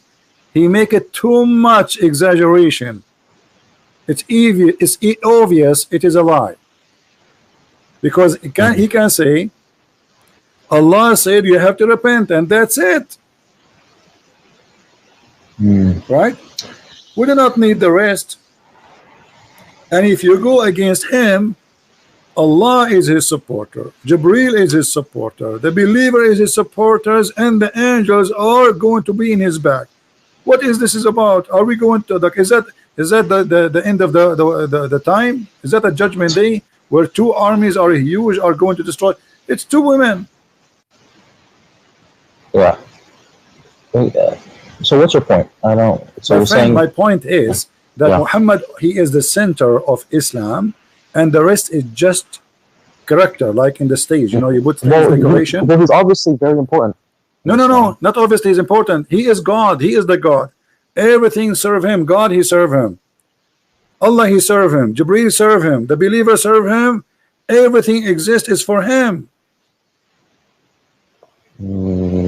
But not everything in the Quran is benefits the Prophet. What do you mean? Did Muhammad, he make verses saying any Muslim woman, she can give herself to the Prophet so he can do boom boom with her? I don't. That's in the Quran or the Hadith? Yeah, this is in the Quran. Chapter 33, verse number 50.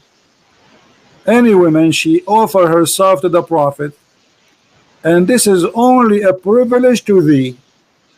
Why Allah will make a special privilege for boom boom privilege? Muhammad already have 13 wives, thousands of sex slaves. Why he need to say that Allah said to me, it is lawful for you the following women? Look how many counting he is. I mean, this, you get dizzy. Oh Prophet, we made lawful for you the wives. Well, thank you for telling me. I'm sleeping with them since the last century. I mean, this is silly actually to say to me that. Imagine I'm sleeping with those women since the last century, and now you say to me, I made it lawful for you your wives, or they are already his wives. What are you talking about? Don't you think it's too late? And whom has paid their door, and who your right hand possess, which means the slaves you own. Anyone you slave you own, you can jump on her. And the prisoner of war, and whom Allah assigned to thee. It's Allah assigned to you. This is a sign of Allah to take off their panty.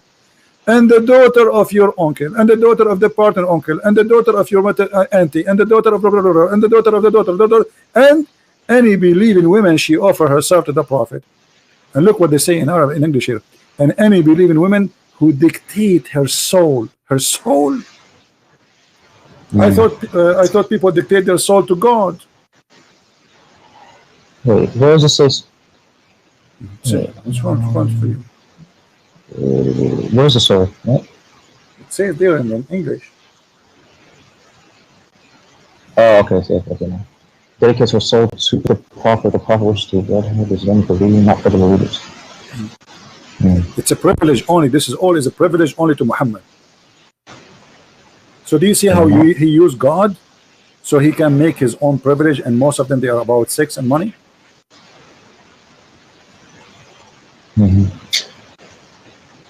What does have to do with God, my friend? What do you think?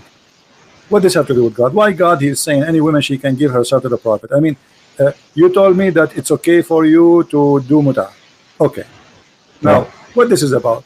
A woman, she is giving herself as a gift to a man to sleep with him, and this is not for everybody. That's just Muhammad. Why Allah is so much concerned about the happiness of the private part of Muhammad? Well, who's the messenger? So if I'm a messenger, that involve my private part?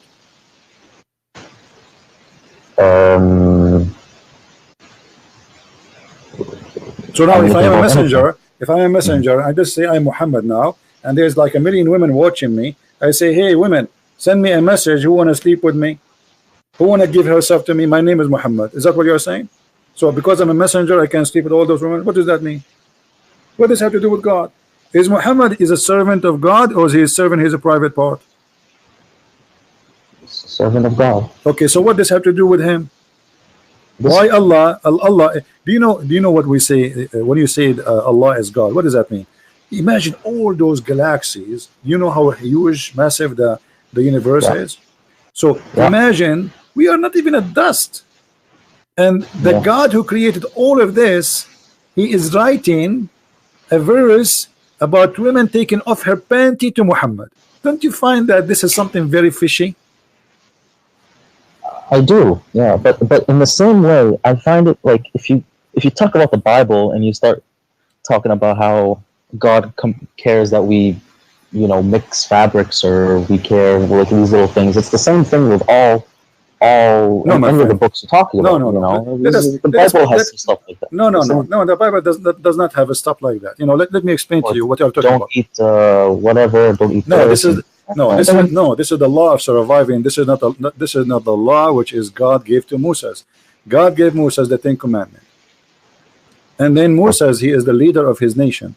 So in order to survive, he gave them orders to follow. He's a king and he is a prophet in the same time. So don't get close to the camp if you want to do poo-poo. But this has nothing to do with God. This is about hygiene and how to preserve yourself. Because you do. I think I lost him. So when Moses he gave those command, it was to preserve his nation from being sick and ill and etc. But this is not God that's talking about those things. So here we have a prophet who is subjugate. And okay, why Moses did not make a verse says any woman she want to give herself to Moses? Here we go. Moses is a prophet. Well, Why Isa did not do the same? Why Abraham did not make the same? Why any of them did not make the same as Muhammad? Why Muhammad is unique when it's come to sex and money? I mean, maybe they did. We just don't have their words. No, show me where. Neither in the Bible, neither in the Quran it says that.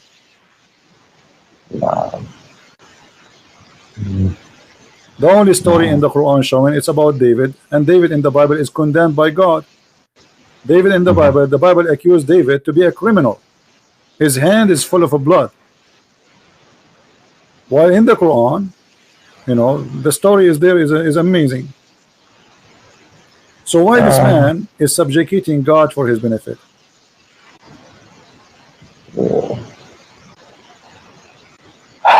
Yeah, see, yeah, I see what you're saying. But there's, you know, it's maybe, I mean, it's in there for a reason. You know, it's, and it obviously a lot of people believe. So that's. All right. I just have to read. I have to read into it more. I gotta read the tafsir. I gotta. You know. In chapter 36, verse number 21, it says, "Obey those who ask no reward for themselves." Do you see it?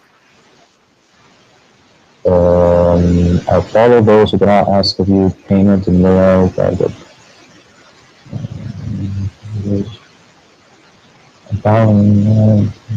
Yeah, I see it. Yeah. Okay, so we should not follow Muhammad then. Tons of verses in the Quran about money. Muhammad, he take the best of the booty. Safiyul Maghnam. Muhammad, he take the fifth of the booty, the best of the women. Muhammad, he made himself above all mankind. Any woman she can offer herself. Muhammad, he can marry a woman without even paying her, which means without even marriage. He just take her to bed. So the Quran itself contradicting the Quran. The Quran says, and by the way, those verses is about the disciple of Jesus. This is a chapter 36, verse number 21. 3 messengers were sent by Isa, supposedly the Messiah, and one of them is Paul, and the second is John, and the third is Peter.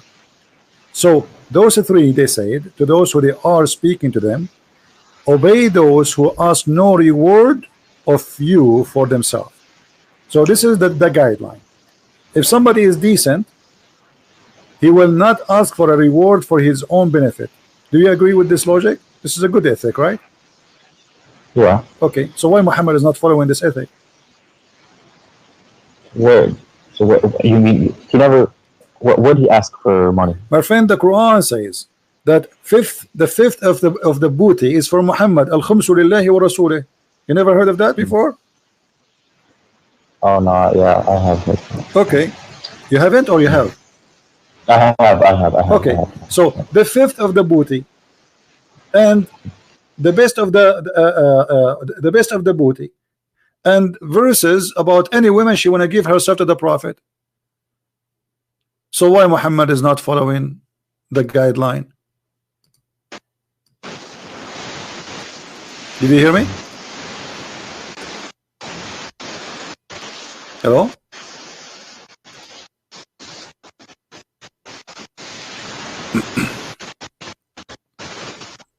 Hello?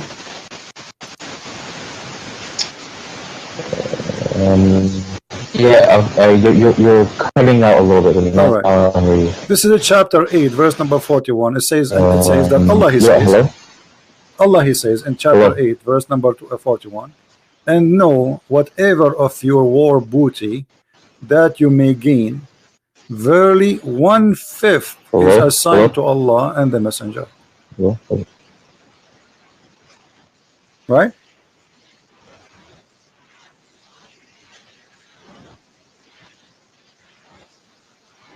And this is a theft anyway. Yeah. So how we can make two verses work? One saying that follow. Yeah, he have a bad connection. You can tell. Maybe he's in the Middle East or something like that. So obey those who ask no reward for you. Right? And this is what even Paul he was saying. Like they accuse him of lying. He says, if my lies is to glorify God, what lie I am doing, right? I'm not asking for any reward from myself. This is from the Bible, actually. Muhammad is copying it. If we go to the interpretation, we will find that this is about Paul and Peter and John. So ask not or follow not those who ask you for reward. But Muhammad did not follow this verse. Muhammad did the opposite. No, he's an Arab. He's not an Indian. How is an Arab Indian? You're funny.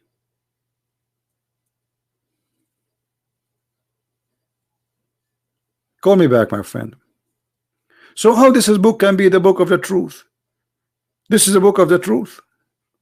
Not to mention or forget to mention the stupid stories, flying carpet, mistakes in history, amazing mistakes in science. Have you ever heard of a God you do not know how the hair is created? How the rain is created?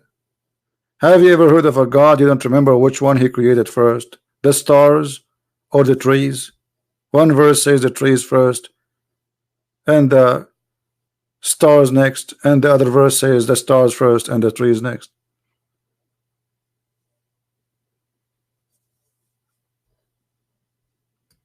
Yeah, I think this guy, he will leave Islam soon. Let us call him back.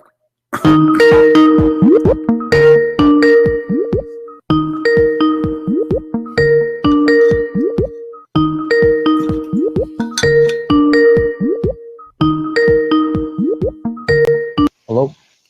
Yeah, yes, my friend. Go ahead. So what do you think, my friend? Do you think Muhammad is a prophet still? I have a bad connection.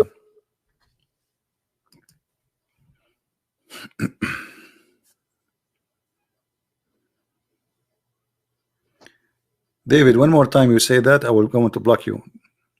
You are serious. We are not joking around now. Do you hear me, my friend? Mr. No, Dean? You have a bad connection.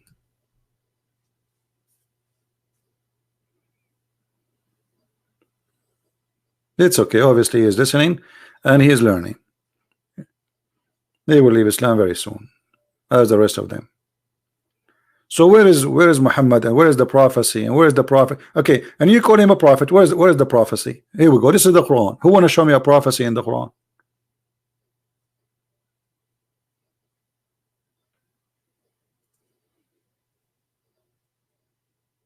Who is a Muslim want to show me a prophecy in this book? Who is a brave Muslim? He is willing to call me and say, hey, I'm going to show you a prophecy.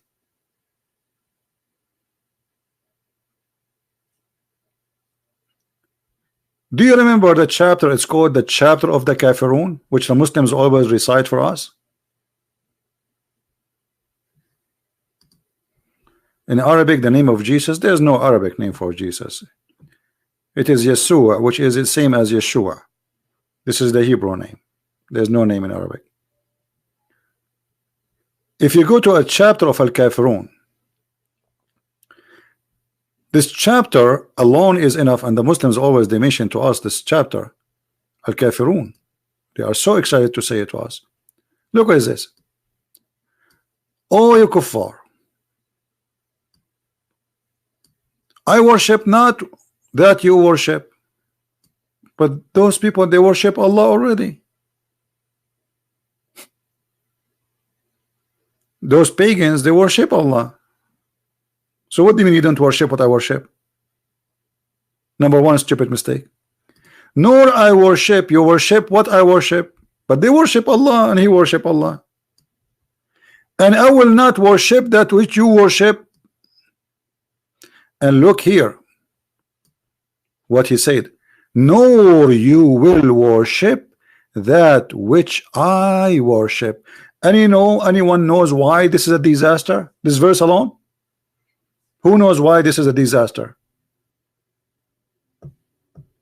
Who remember why? Let us see how many of you is doing his homework. Why this verse is a disaster? Big disaster.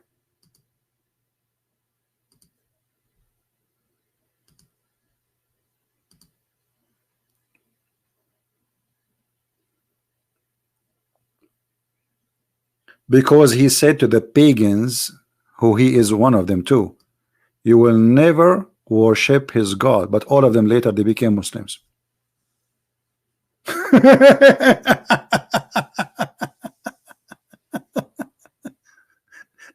You see how you say to them, and you will never worship what I worship. If Muhammad is a prophet, he should say, and you in the future you will see, you will worship what I worship. That will make it a prophecy. But Muhammad, he said, and you will worship وَلَا أَنْتُمْ عَابِدُونَ مَا أَعْبُدُ.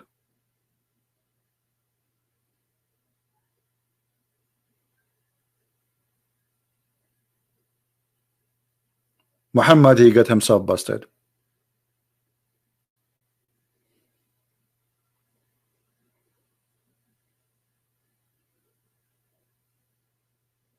What do you mean? Repeat again. Muhammad saying that the Arab who they are not rejecting Islam, they will not worship what he worship. But later those who he said that to them, all of them they became Muslims. So this was a false prophecy from a false prophet. And supposedly the one is talking here is Allah. So there is no way Allah is God, yet he do not know that those people in the future they will become Muslims.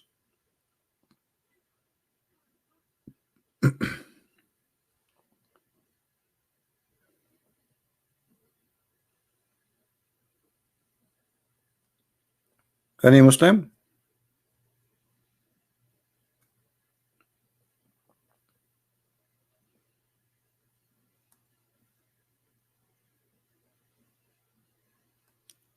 So those Muslims who come to us, let us summarize again what we learned today from the beginning.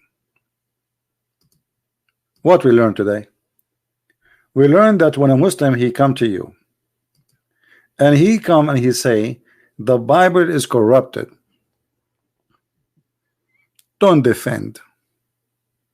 Don't start quoting verses from the Bible. Yes, Dean. Assalamu alaikum. Wa alaikum assalam. Can you hear me? I hear you. Okay. Yeah. So, my friend, what do you think about Muhammad? Do you think he's a prophet?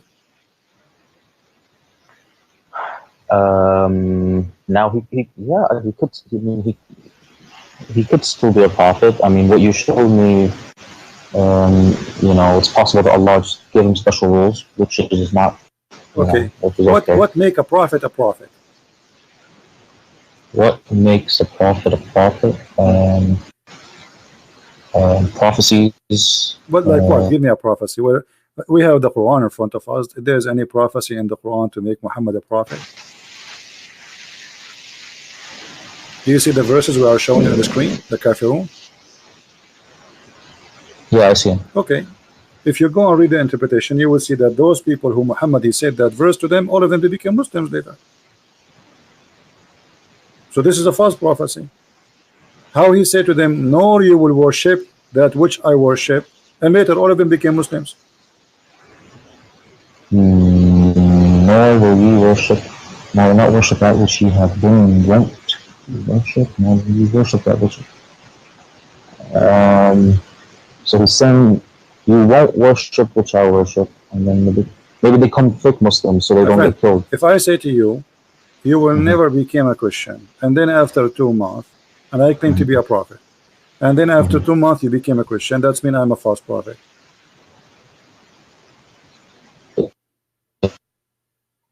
Because a prophecy, if you say something, prophesy something, it have to be true.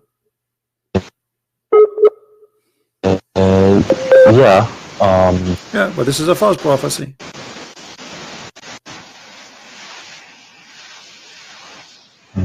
Well, who is he talking to here? No, will you worship that which I worship. People of Quraysh, is it right? Arab, but all of them they became Muslims in his time, not after. In his time, during his lifetime.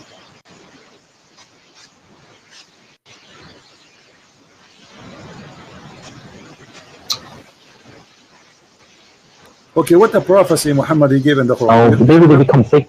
Do you fake remember Muslims because anything? they won't get killed. Forget about this one. Do you remember anything Muhammad he said became a prophecy, come to be true in the Quran?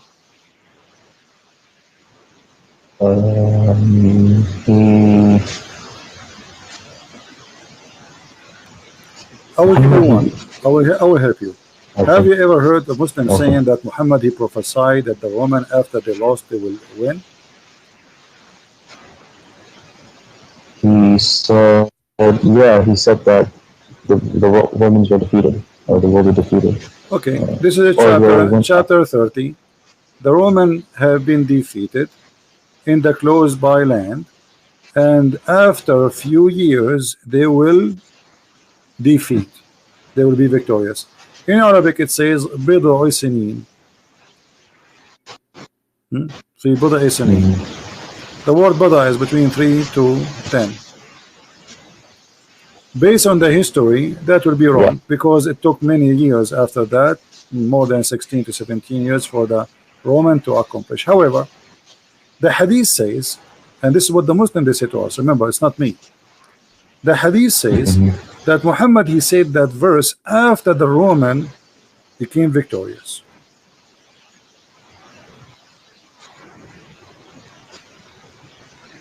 Oh.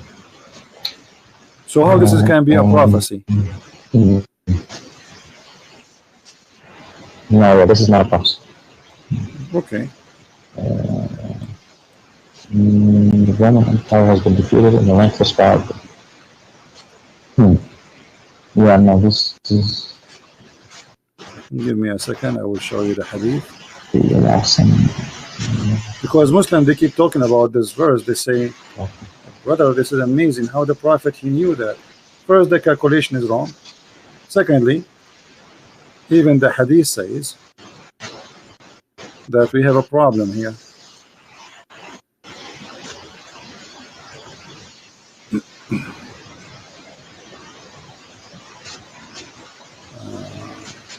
Second.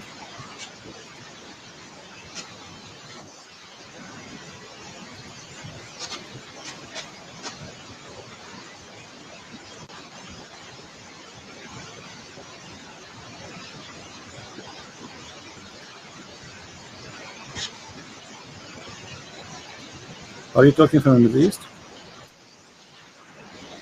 No, I'm in the US. Why you have a very bad connection? I don't know. All right. Let us see. I'm just trying to find you the hadith.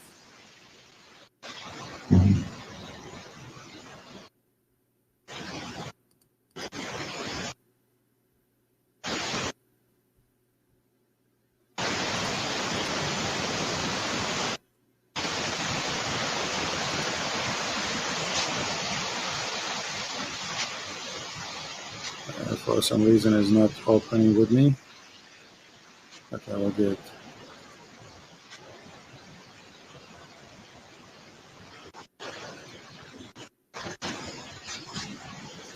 Just to show you how Muslims they say things, it doesn't make sense and it's not even honest when they say it. Or maybe some of them they say it without knowledge, you know. Many Muslims they speak without knowledge. All right, here we go. We found it finally. Thank God. Sometimes you want something, it doesn't come. All right. Let us put it in the screen.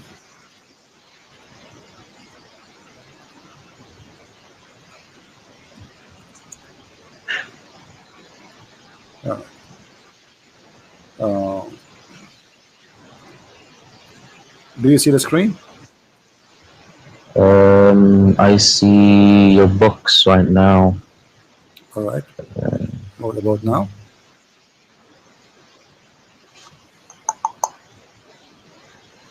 No, I still see your books.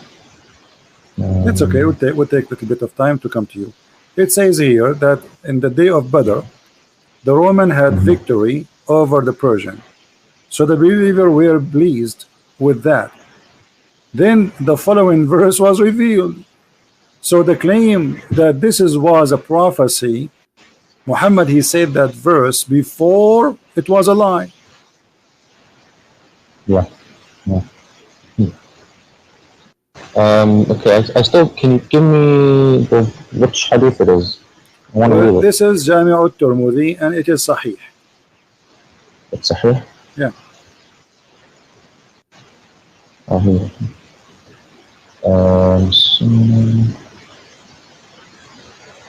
So the believers were pleased with them, the followers were ruled, of Lameen, the women have been defeated. On the day of Badr, women are defeated. Yeah, okay. I see. So the verse revealed after the Roman was defeated, not before. So what I will tell you a prophecy. I'm a prophet now. Trump, he will win the election in 2016. Yeah, this is what Muhammad is saying. I mean, what is the prophecy here? The guys already, they are victorious. So where is the prophecy? Okay, well, where did he say that they will? It says the Romans have been defeated. Yeah, and after the defeat, they will be victorious.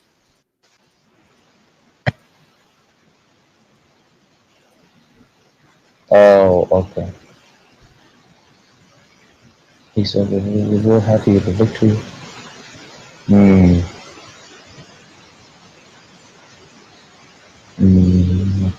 Yeah.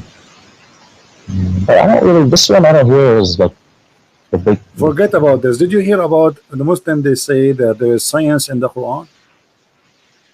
Oh yeah. Okay, what can you give me? Do you remember anything? There's the Big Bang and biology. Choose one. Which one? Which one? Give me one, and we will talk about it. The Big Bang. Big Bang. What is the Big Bang? Do you know what the Big Bang is?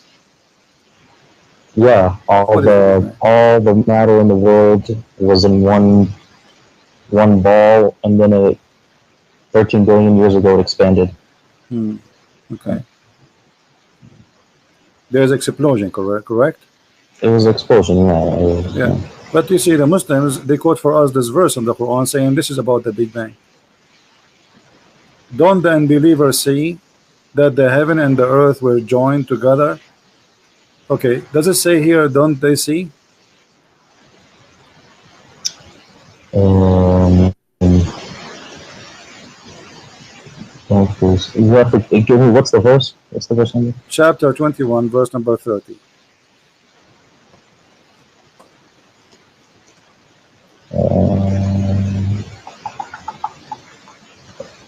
Okay, yeah, I see. Okay. Don't the unbelievers see? Okay, so he's talking about something they can see, correct? Yeah. Okay. Did any of us see the Big Bang? No, but okay. Yara. Alam yara. Didn't they see? Didn't they see? Correct? Didn't they see? أولم يرى الذين كفروا أن السماوات والأرض كانتا رتقا ففتقناهما. So didn't you see? So Allah is speaking about something He can see, not something happened in the past. I mean, something you can witness for it now. I mean, at least we can see how it is now. So what the Quran is speaking about, that the earth and the heaven, they used to be together, and Allah, He lift up the sky. I don't think, but I think you're taking it too literally. No, let us show you that this is what it's meant.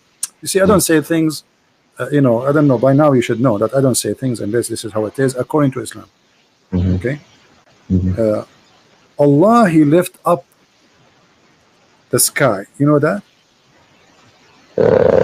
I mean, I see it. It says, no, it doesn't say وَجَعَلْنَا. Yeah, this is a different verse. Chapter 13, verse number 2. It says, Allah is He who raised the heaven without pillars that you can see. Do you see it? Yeah. Who erected the heavens without pillars. So connect this verse to this verse, you will find that they are saying the same. Whoa. Should connect it. Yeah. Don't the believers see that the heaven and the earth they used together? Okay, what He did? He lifted up the heaven. He separated them. He established Himself above the throne. He erected the heavens, the Sama. He raised But this is different. I don't see the connection. The connection is the earth and the heaven, they used to be connected, correct? In the previous verse. Yeah. This one here is saying Allah he raised it up. This is how he split it. Allah he raised up the heaven. Okay. Okay. So, but let me ask you, is that true that that the heaven is raised above us? No. So this is a lie. How God he says such a thing? We are not even a dust inside the space, inside the heaven, if we can call it heaven, correct? Correct. So we are the heaven is not lifted from us, we are inside it. We are little tiny, it's not even like a size of a needle, the head of a needle, inside the heaven. So how he lifted up? But because this is how Muhammad he say things, the earth and the heaven, they are not connected. The heaven is up, the earth is down. So the heaven is up, but this the truth is not right. The heaven is up, the heaven in the right, the heaven in the left, the heaven underneath of us, because the earth is not a flat, and there's heaven around us all over. Yeah, there's no. Yeah, that's right. So this is a very false now, statement.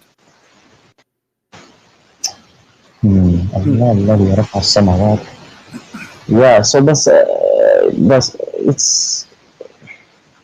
I think you're taking this too literally. My friend, I am not the one. You see, you have to read the interpretation of the Muslims. Okay, look at this. Allah, He is the one الذي مد الأرض. مد. What the word مد mean?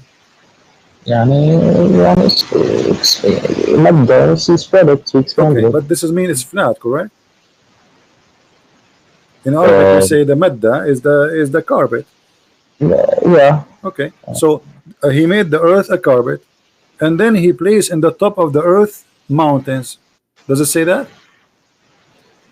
Yeah. But is it true that mountains are something placed in the top of the earth, or the mountains are coming from the magma? Well, they come from the tectonic plates pushing against each other. Well, there's two ways. Either it's a volcano, which is the magma, or it is the tectonic plates because of a pressure between them. This is correct. But which mean in both ways, it's not. It's coming from inside the earth, not something we place in the top of the earth. Correct. Correct. Yeah. Okay. So the Quran here is giving false prophecy. Muhammad prophesying how God he made the earth. He placed mountains firm in the top of the earth. But he's not saying that's because it looks that way. It's not literally. No, my friend, this is literally. It's about how God he's speaking about mountains, how he created them. This is not it's not up to you. And you can read the Muslim interpretation. This is not my interpretation. You can read Ibn Kathir. You can read Al-Qurtubi. Okay, you see, I will take advantage of one thing. That's because you know Arabic. You know the hail, right? Al-Barad. Hail, yes, yeah. Okay. How the hail is created? It's cold air. I don't know exactly. So you don't believe that hail is something God he break from mountains in heaven? Break from mountains in heaven? I mean, no. Okay, so read with me, because you keep saying to me you are taking it literally. Read with me. Give me here we go. ألم ترى أن الله يزجي سحابا ثم يؤلف بينه ثم يجعله ركاما فراق ودقا يخرج من بينها. Then he says وينزل من السماء من جبال فيها من برد فيصيب به من يشاء. Allah is talking how he make the rain, and now he's talking how he make the ice. Okay, where the ice is coming from? You speak Arabic? Yeah. Okay. He's saying the hail from mountains in it, because he keeps saying to me you are taking it literally. Okay, let me show you what the Islamic scholar says. Whatever the Muslim scholars they say, I will take it, no problem. Here we go. Just to show you this is what it's meant. That's not me saying this and saying that. So if we go to the Quran interpretation, which is made by the Muslims, not by me, we will find the following. Let us see what it says.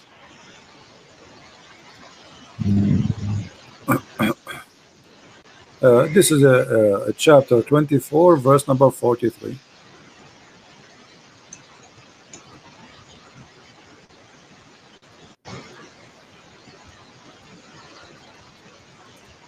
and we will show it interpretation according to Islamic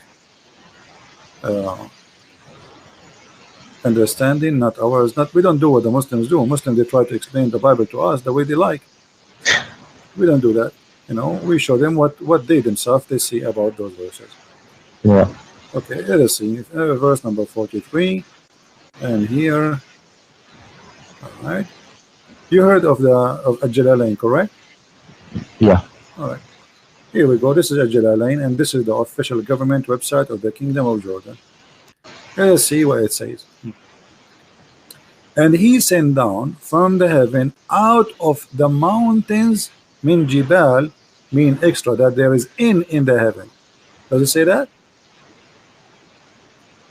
Yeah, it says that. Okay. Yeah. So Allah is sending hail from mountains in heaven. How God, he do not know even how hail is made. Yeah. So We can change the interpretation. Maybe this guy is wrong. I mean, people make mistakes. Maybe this guy, he have a wrong understanding. Here we go. This is Ibn Abbas, the cousin of your prophet. All right. It says, and then he says, and then he sent down hail from mountains in heaven. Yeah, that's not right. Okay, but this is God. Yeah. And God is saying to us how hail is made, how rain is made. How this can be true? If this is God talking and this is wrong, that means Allah cannot be God. Yeah. Give me another miracle, scientific miracle. Forget about all of this. Until now, we prove nothing to you. No problem. Yeah, it's okay. It's okay. I have patience. Tell me, give me another one. I'm here. Would you enter the mall? Go ahead. I'm here in your service, my friend Dean. Thank you. You're welcome. I mean, I hear there's the unique fingerprints. Fingerprints, no problem. But I want to show you today how, my friend, with my respect to you, you are a Muslim. I'm not trying to insult you. I don't mean you when I say Muslims, they lie. But they lie. Your brothers in real religion, they lie. You speak Arabic, so how this can be, I mean, how they can fool you, my friend. Here we go. This is about the word binan. Okay, let us see what the verse says.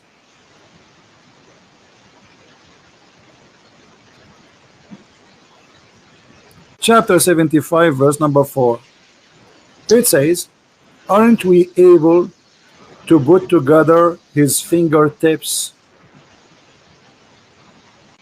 But this is about his bones. The fingertips is the bones. This is not about fingerprints. What fingerprint? Allah is saying, here we go. Does the man think we cannot assemble his bones? No, we can. Even his fingertips we can. Yeah, that's right. It doesn't say fingerprints. So they lie. You see, it's about bones. They make it about the skin. But they are assuming nobody will go and check, and nobody have a brain to you know, people, they take it like, you know, it's like a fast food, McDonald's, you know, take sandwich, give sandwich, brother. Prophet said, Allahu Akbar, Alhamdulillah, MashaAllah, Alhamdulillah, Takbir, Takbir. Yeah, this is the comedy we see. Nobody want to use his brain for a second. Yeah, I'm looking through these translations. A lot of them, I'm trying to read the Arabic, and yeah, they keep adding stuff. My friend, the Arabic is so clear.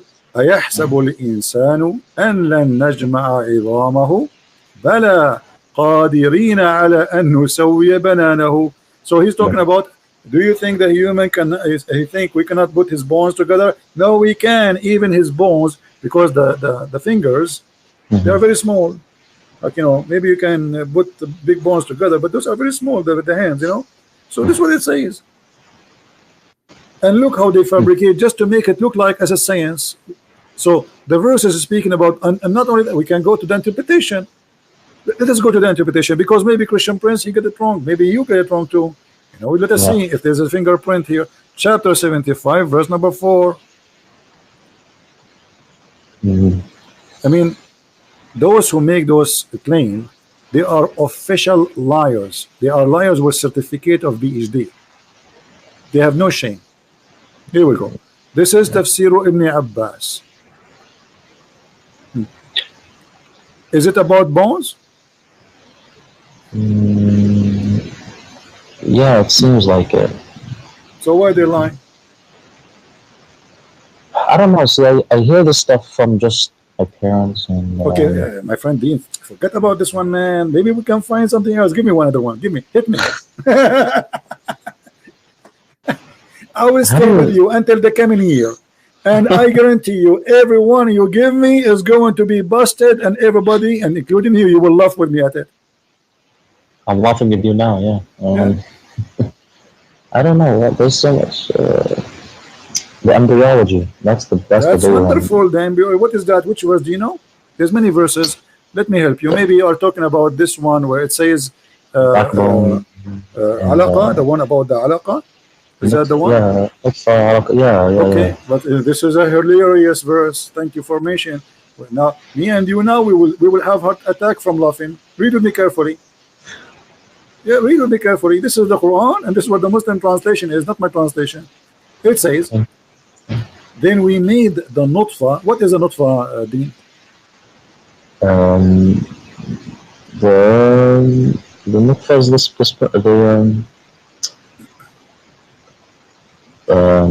nutfa is the sperm. That's wonderful. We made the nutfa into a congealed blood, alaqa, a thick of a congealed blood. Okay, do you agree with that, Dean? Have you ever heard of a scientist says that the baby is made from nutfa, and the nutfa will become a baby, and that how it happened? The sperm became blood, and then the blood became a lump, and then the lump became a flesh or bones. What is that? In which science is that? Where we can find this science? The sperm of the man go to the women and fertilize the egg. The one will grow is the egg. It's not the nutfa, correct? Well, yeah, there's the egg. Yeah. Yeah, the egg will become the one cell. It's a big cell. The cell became two. The two became three, etc. You know, so it's not the sperm will become what this guy is talking about. He's saying that the sperm of the man will become a congealed dead blood. Now, yeah, can you nutfa into it? But it's not wrong. It's wrong, my friend, because the sperm does not transform to be anything to do with the baby. The sperm activate the egg and deliver the DNA message, and that's it. Dissolve. According to the Quran, what is the first stage? At the first stage, you are a sperm, correct? Then you became a blood. Go and check from now until the coming year and find me who is the scientist who will say that the first stage is a blood.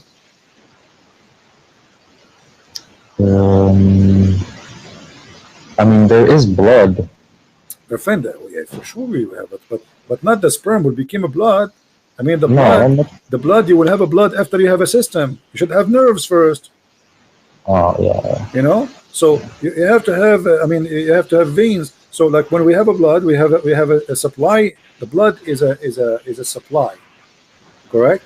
And that is something will provide us with food and oxygen, correct?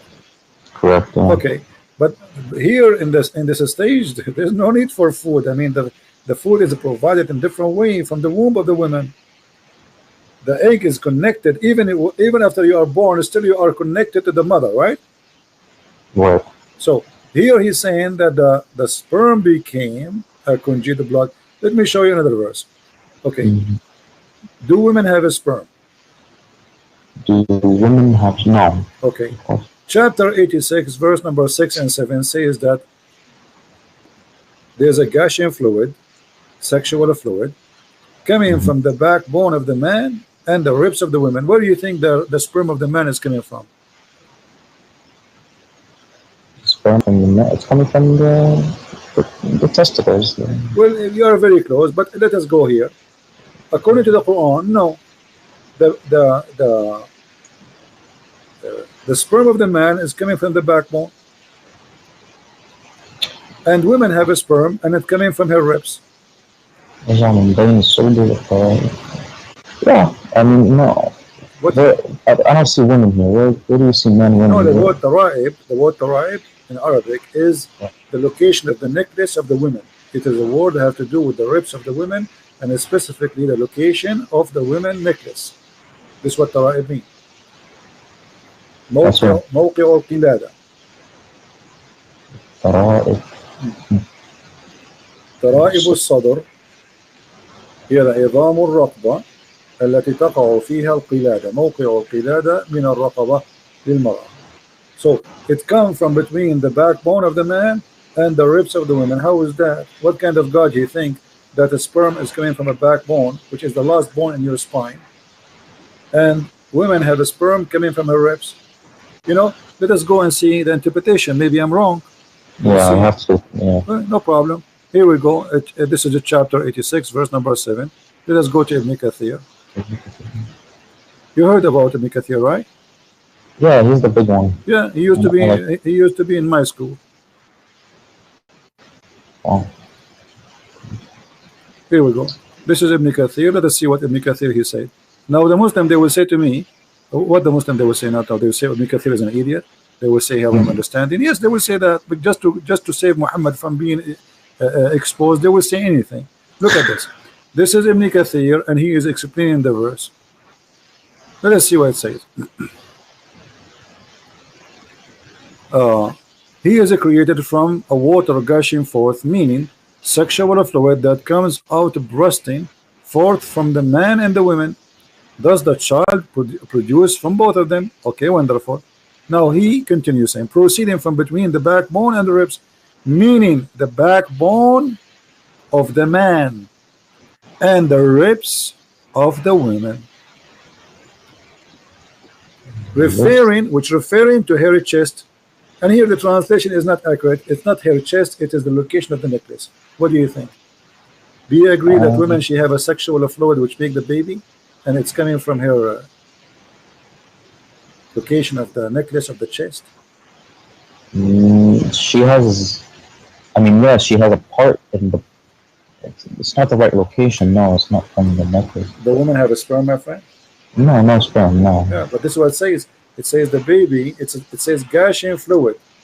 It's a gushing forth liquid. It's a fluid. Do you see it? Yeah, it's a sexual fluid.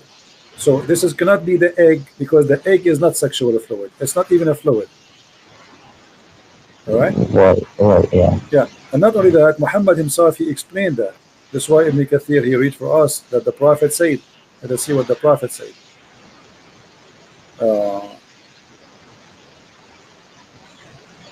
There's a hadith where Muhammad said, explain something. Let's see. Where is the hadith? I hope they did not take it off, because they do that. The Muslims, they are trying, yeah, they do that actually. There's a hadith where Muhammad, it's in Arabic, I can show it in Arabic.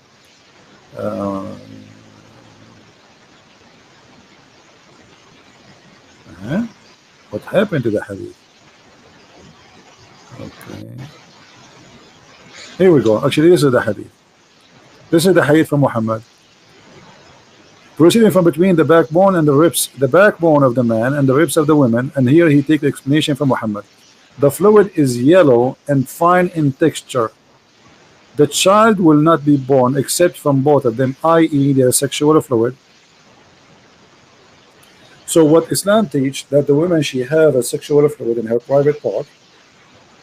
That is a sexual fluid, which is the sperm of the woman, which is coming from the location of the necklace in her ribs. Do you agree with that? No. Okay. And do you agree that this sexual fluid, which is yellow and fine in texture, is the one will make the baby? No. Okay. And the man have a sexual fluid which is thick and white. And this is what Muhammad, he said in the hadith. Let me show you the hadith so you don't say I'm making things up. This is the hadith of Muhammad saying the following. Where is the hadith coming from? As usual, from the box of the hadith.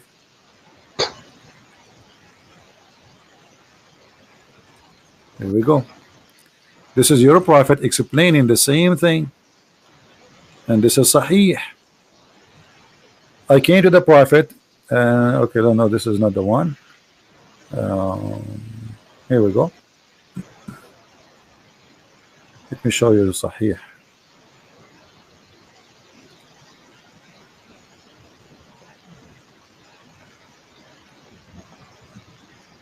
Here, the hadith saying, Anas ibn Malik reported from Salim, narrated, blah, blah, blah, blah, blah, blah, blah, blah, blah. Okay, anyway. Then it says, in case that the woman sees that she must take a bath, she sees what? She sees a dream. She have this charge. When a man sees sexual dream, and the woman sees sexual dream, he says, upon this, she asked him, a woman, she said to him, what I will do if I see, you know, I have orgasm. He said, upon this, he says, the wife of the Prophet, he says, does really this happen? Because the wife of the Prophet, she never had orgasm. So she looked like Muhammad is not doing a good job in the bedroom. Otherwise, Muhammad, he says, yes, it does happen. Otherwise, how can a child resemble her? Man discharge, i.e. sperm, is a thick and white, and the discharge of the women is thin and yellow. Do you see it? So the one resembled comes from the one who you know, his orgasm comes first. In different hadith, the translation is more accurate. It says the one who comes first, he controlled the resemble the look of the baby. Here we go. This is the hadith, and this is Sahih. Read it. Yeah. The Messenger of Allah said, the man water is thick and white, and the women water is thin and yellow. Which of them comes first? The child will resemble the parent. Yeah, that's that.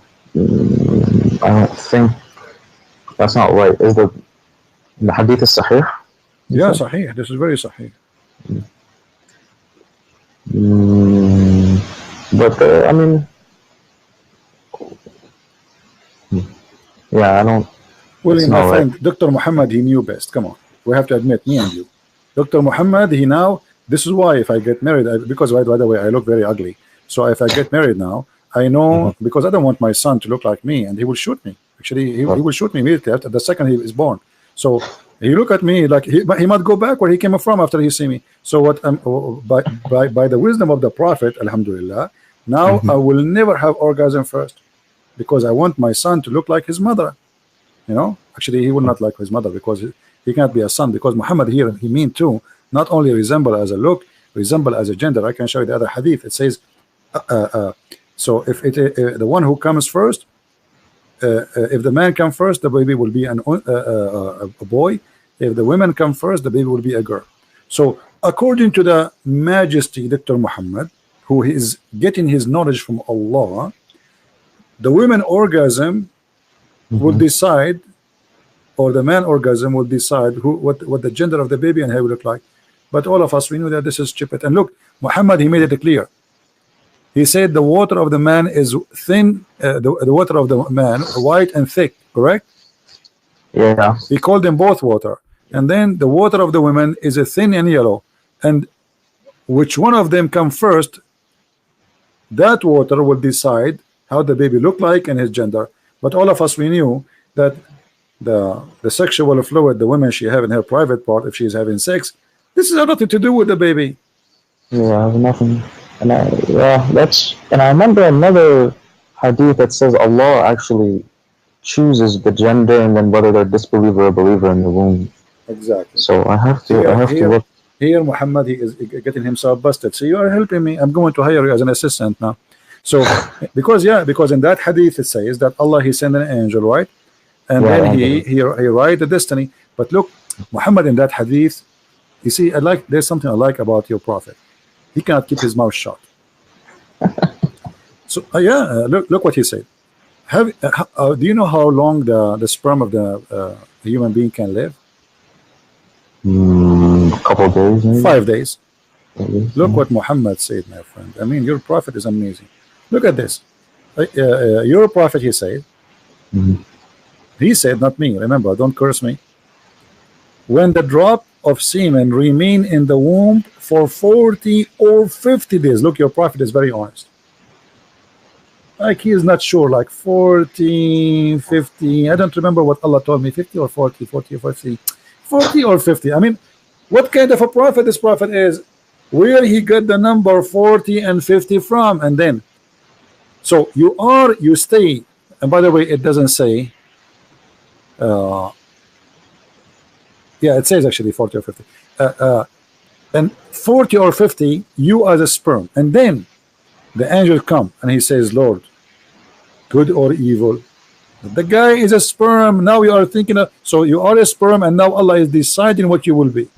All right. In different hadith, actually, Muhammad, he said the following, which is getting more funnier. Because you are 40 days as a, you see here, as a drop of semen, and then you became a clot of blood. Yeah. And then at the end, Allah will decide male or female. Do you see it? Last thing. You see it? I see. Yeah. Male or female. So the last thing is the gender. According to science, actually, gender is decided right away by the sperm. The sperm, when it go inside inside the egg, fertilize, and that sperm decide the gender. Is not what he's saying. According to Muhammad, the last thing is the gender. Here you will see the same. You know. Look, all those hadith, they are saying the same. Yeah. Read this one with me. This one is fantastic. This one we can make movie, me and you, about it. If you have money, we can, we can ask Sylvester Stallone to be the, we make him go back. We make a cartoon movie like he was a sperm, Sylvester Stallone, and now he go in a mission and he stay as a sperm in the womb of the enemy for 40 days. Look at this. Yeah. In the form of a semen for 40 days. Then became a clinging, it's not, doesn't say, it says alaqa, a congealed blood. For the similar period, so you are now 40 days as a sperm, and then 40 days as a blood, and then 40 days as a lump of a flesh. And that's it. The total is 120 days, the baby is done.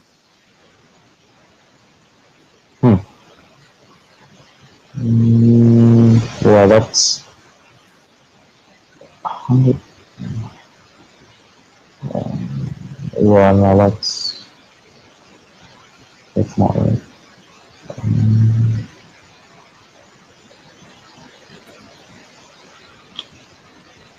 And this is reported by who? Both Al-Bukhari and Muslim. Yeah. Now the hadith, the hadith is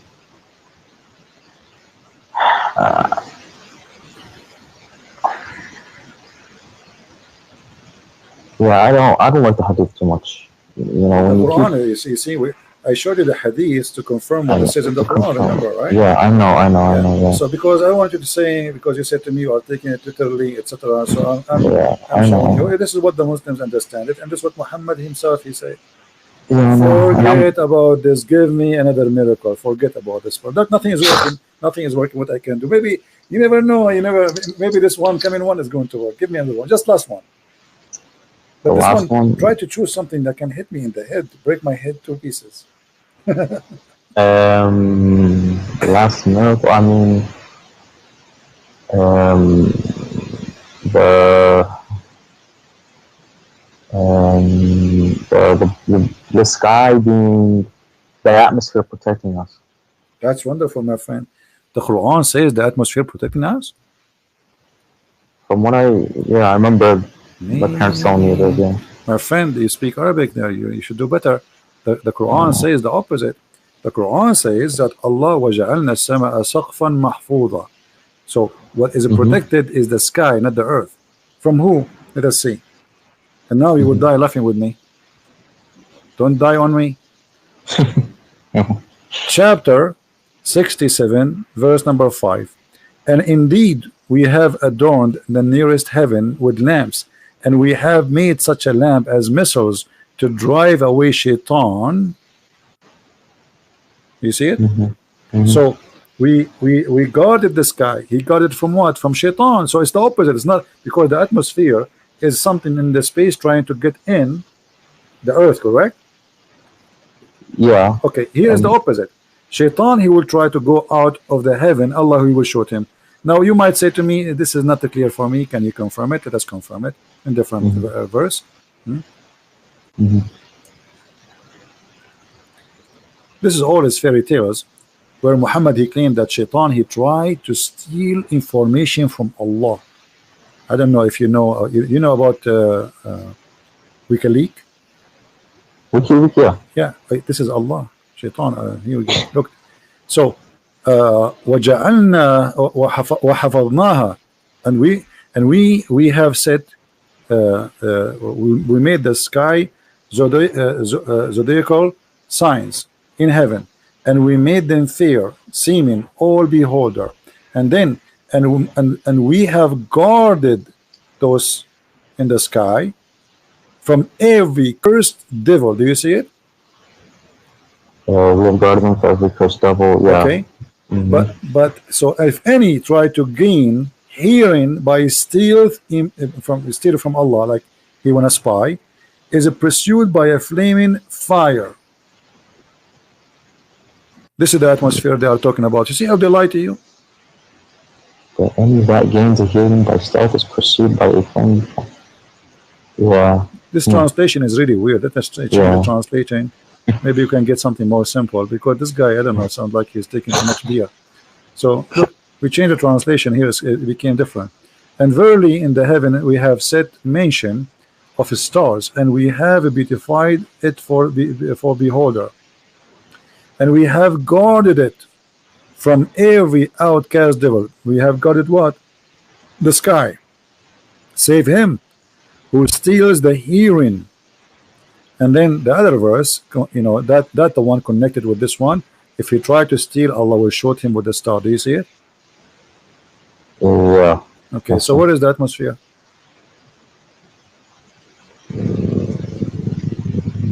Yeah. And here there's a mistake. You see, the same verse here, they say that this is about the atmosphere, but the verse saying that the stars is located in the nearest heaven. That's mean if this is, but yeah, it says the lamps in the lowest heaven. Yeah, okay, I see. Yeah. The lamps, missiles. And the Shaitan, he live in the earth. So Allah, he showed Shaitan by a star. Do you know how big the star? Yeah, there's no. This is all his fairy tales for kids. I mean, come on, you are smarter than this. You really believe in this? Shaitan, he will steal information from Allah. He want to spy. Allah showed him by. So Muhammad trying to explain what was those things we see in the sky, especially he live in the desert, so he can see a lot of it every night. You know, they are living in the dark. There's no electricity. So anytime go outside, you will see the sky dark, black. You see nothing. So you look at the sky, he see those stars coming. He think those are shooting stars. He think those are really stars. And Allah shooting this the shaitan trying to spy at Allah, brother. Boing, boing, like Star Wars. Yeah. Yeah, I see. Yeah. So where is the? Yeah, I don't see anything. See, see, the thing is, I don't look in. You know, I just kind of hear what people tell me. I don't really look into actually reading the verse, but I'll have to go back and do some more reading, really try to understand. Yeah, you know your stuff, well, let me see. The sky سقفا محفوظا. Allah, he made the sky like a canopy in the top of a mountain called Qaf. You know do you know Qaf? You heard of Qaf? No. Okay, did you hear about the chapter? It's called Qaf in the Quran.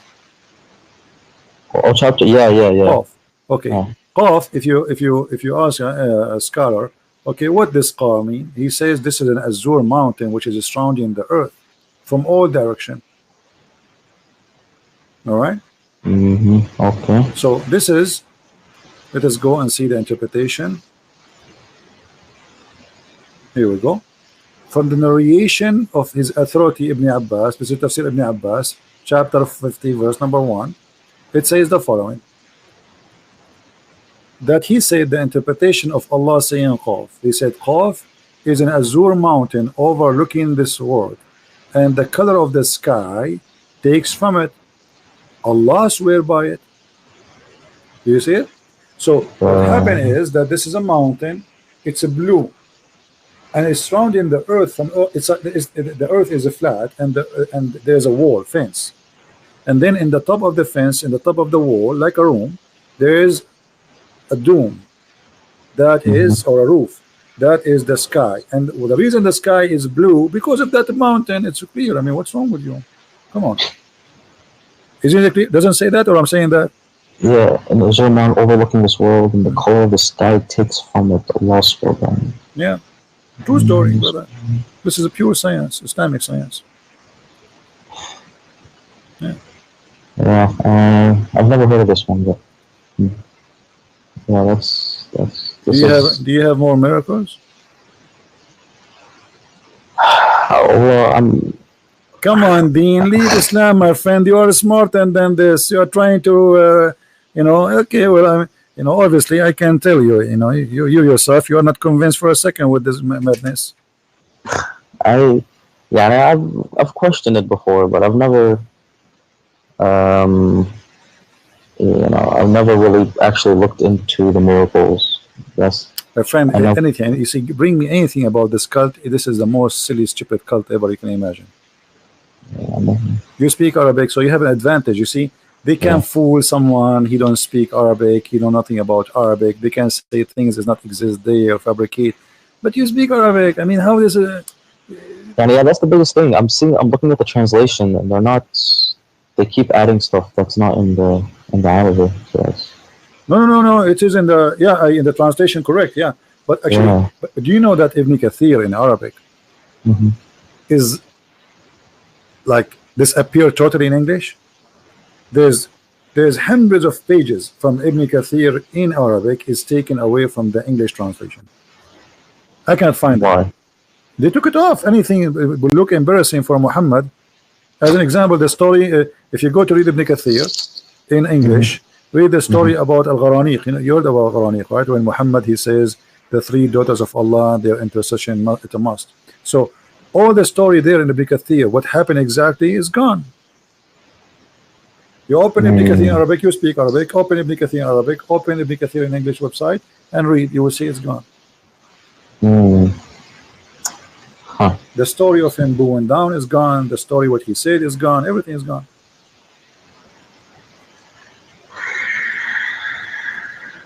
Yeah.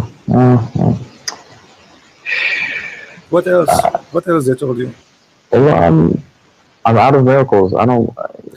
I mean, even guys, they say even the Quran. Our friend Dean, by the way, I welcome you to call me anytime. You are a nice person. But our friend Dean is out of animation. Okay. So when I originally called, so I see, you're doing a good job of proving that the Quran, the truth is not in the Quran. You know, I see that, but now a lot of this stuff you can also, you know, turn on to the Bible, and I don't know where the truth is in the Bible either. So that's where I'm. My friend, let us take it step by step. So, did you decide to leave Islam? No, I haven't. But you just said the truth is not in the Quran. You just said that. Well, and that's what you're. Okay, but do you agree? I mean, come on, be honest, Dean. After all what I showed you, is that the truth in your eyes? Be honest. Is what is written in the Quran, is that the truth? The sperm became a congealed blood. No, from what I've seen, it's what you showed me and what I've looked up, it's wrong. Yeah. Okay, so let us first come to a decision. Islam is yes or no, and then we can go to the Bible. But you know, but the Bible, even it seems like it's going from one cult to another cult. So I don't know. You see, you can say whatever you want. You can say the Bible is wrong, no problem. And first we finish from Islam, and then if you want, you can go and see in the Bible, and we will see together if this is a cult or not. You see, the problem is when somebody try to speak about the Bible, you know what the Bible is first? It's a collection of 66 books. Yeah, but what it is? It's people. I say it's a bunch of legends. Okay, no. Let me tell you. The Bible is history, history of a man, stories of the man, stories, and the words of God. Which mean there's parts where God is talking, and there's big part where he said, she said, this king he said, this prophet he told this person. So stories, all right. So Okay. if you want to judge God, you judge God by his teaching. Where's The that? rest, which mean, okay, Jesus said to me, do this. That is God. For me, Jesus is God. All right. Okay. Now, if there is a story about a king fighting with other king, this is history, and it's written there because this is the history of the Jews struggling with God, disobeying or obeying. So the Bible is very honest and writing history. As an example, when David disobeyed God, the Bible says David disobeyed God. As simple as that. So it is a history of sin, people committing sin against God, people commit sin against each other, people doing bad and good. That part is for us to learn about history. However, there's a part where God he speak. So when you want to judge, you judge what God said, not what I say. Let us say I was exist in the time of David. I enter upon David. I say, David, you are blah blah blah blah. Okay, and then the one who they are collecting the history, they wrote that in the Bible, because we as a Christian, you know, we don't say the same as Muslim. The Muslim, they say the Quran, every letter there is written by God himself, correct? Right. No, for us we don't believe in that. For us we believe that the word of God is in the Bible, but in there too there's man history, which means this is a book written by the man about God and about the man. So there's a stories about the man, and there's a stories coming from God. Same things, God he gave orders. So God said is God said. Man said is man said. Okay. Now, how do you know it's coming from God? It says there. It says. So because it says it's coming from God, that means it's coming from God. My friend, okay, yeah, The but Quran yeah. says it's No. You see, from God. but So you know, you can prove easy what is what is can be from God, what is not. Just the same. We can use the same method we use here. Like you know, the Muslims. The problem with Muslims, they have like stories of like they say to you, Samson he left he lost his power because he cut his hair. But this is not about. This is not because of his hair. This is about it's about sin. The same as Adam, he lost his eternal life because he commits sin. So he have an absolutely amazing power to live forever. He's in heaven. That power is taken from him. So all the Bible is from the beginning to the end. Even the stories, which is, you can say literally, we can take them. Those stories are spiritual stories. Even the names of the Bible are spiritual names. As an example, when we say, you can go right now, you can do this, when you have time. Check the name of every name in the Bible. You will see they are not names. Not a single one of them is a name. It's a sentence. It's a statement. It's a spiritual statement. God is with us. God is all hearing, like Ishmael, Abraham. Abraham is Abraham, the one who crossed the river, the one who crossed from the other side. Moses or Moshe is the one who survived the drowning. So there's no names in the Bible. So the Bible is very, very deep book. So what some naive people try to do, they go and read two words and they think this is just, we learn the Bible. The Bible is not just what you think. It is very extremely deep. If you go start from the book of Genesis, go right away, and then if you read even the books of the names of the sons of Noah, you will find that all the names of the sons of Noah are speaking about Jesus. Imagine, even their names speaking about God will come down to the earth. There's 10 names, and those names all then they present the story of Christ. But when we read them, because we don't speak the language and you don't know what they mean, you think it's just a name. Yeah. So the Bible is different story. Quran is just somebody, when you've been in a school, maybe the teacher, she asks you to make something to put it like in the wall in the school, you know what I mean? Yeah. This is the Quran.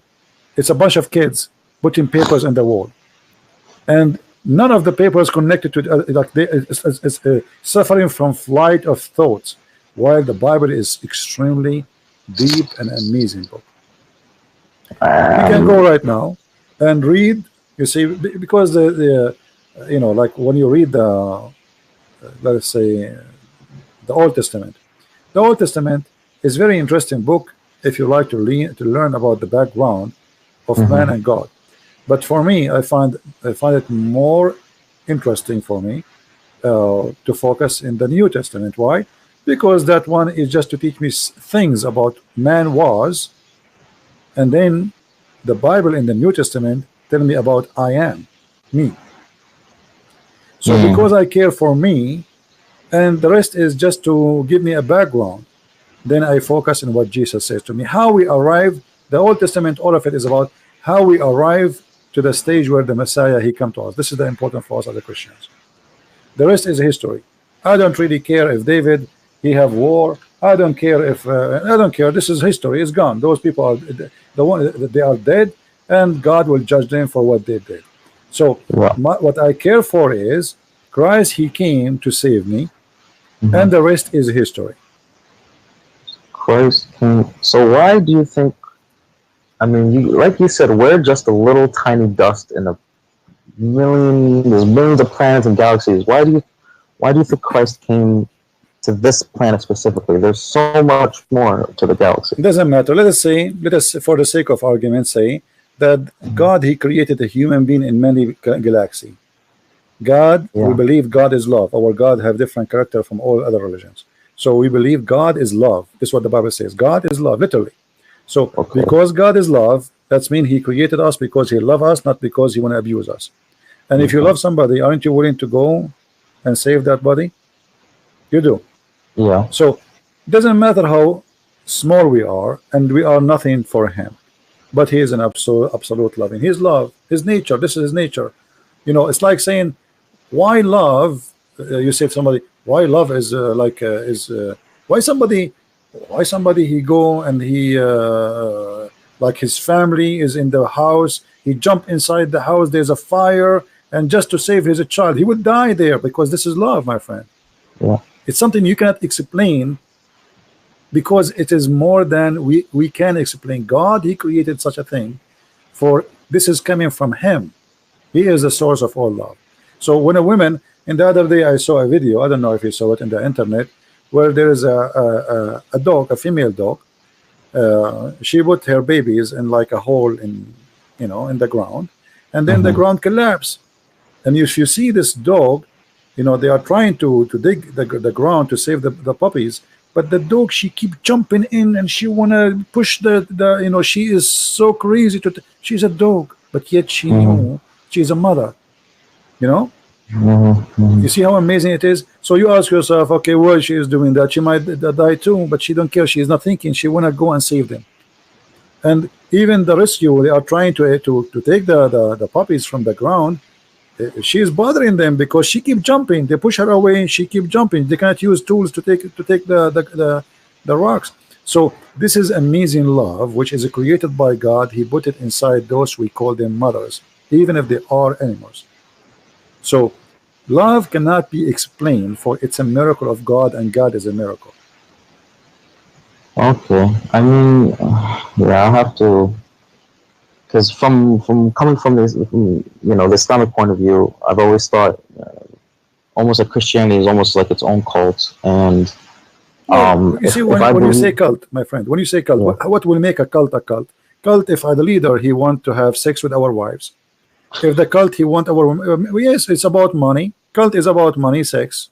This is what it is about. So did the Messiah did that? No. Did he ask her for any return? No. Did he ask for money? No. Read the whole Bible. He did not own anything. He have nothing. And remember, the Messiah, even the Quran confirm, he can raise people from death. Is that true? Yeah. But imagine, my friend Dean, imagine today, I can raise people from death. Do you know how much power that can give me in this earth?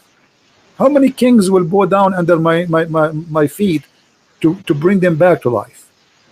A lot. They will give me all their kingdoms. This is amazing power. So, but yet the Messiah, he have nothing. He never asked for anything. He never asked for money. He never asked for Muhammad. He gave himself a privilege. So this is how you know the cult.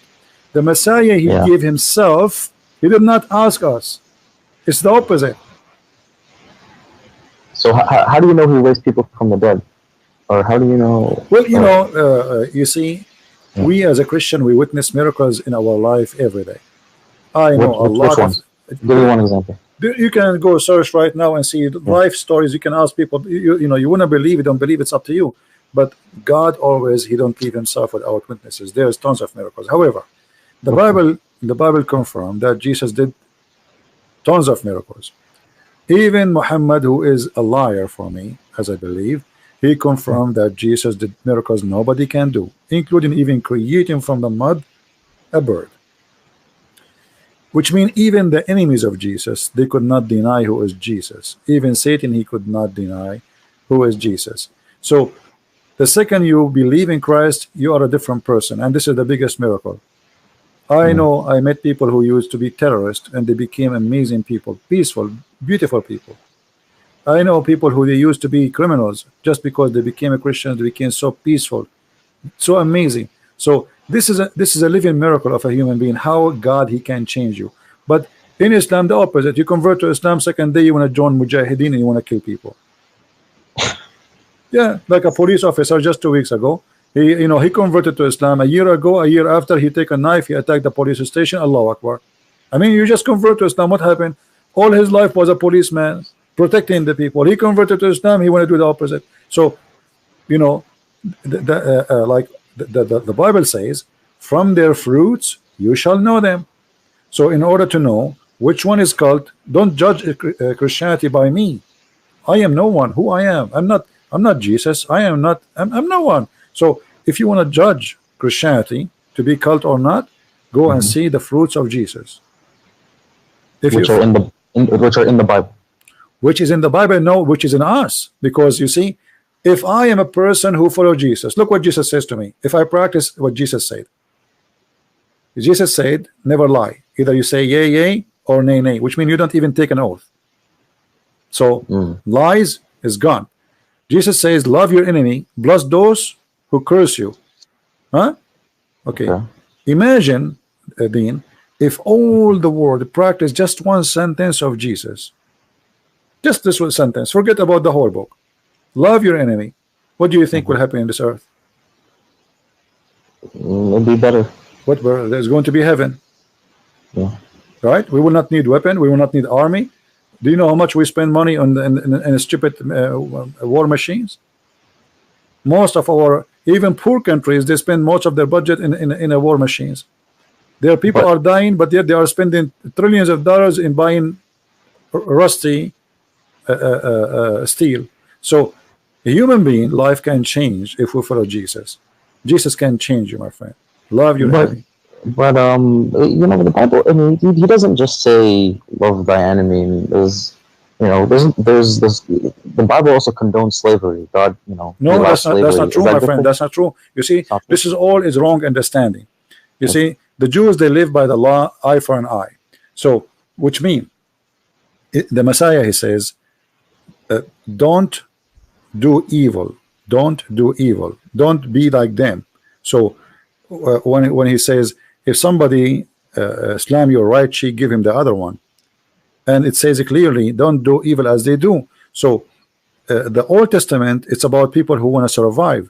The Jews, you see, if we want to be honest about what happened, we cannot judge the Jews who lived 3,000-4,000 years ago by what's happening today. At that time, the Jews, they've been taken for hundreds of years as slaves, the whole nation.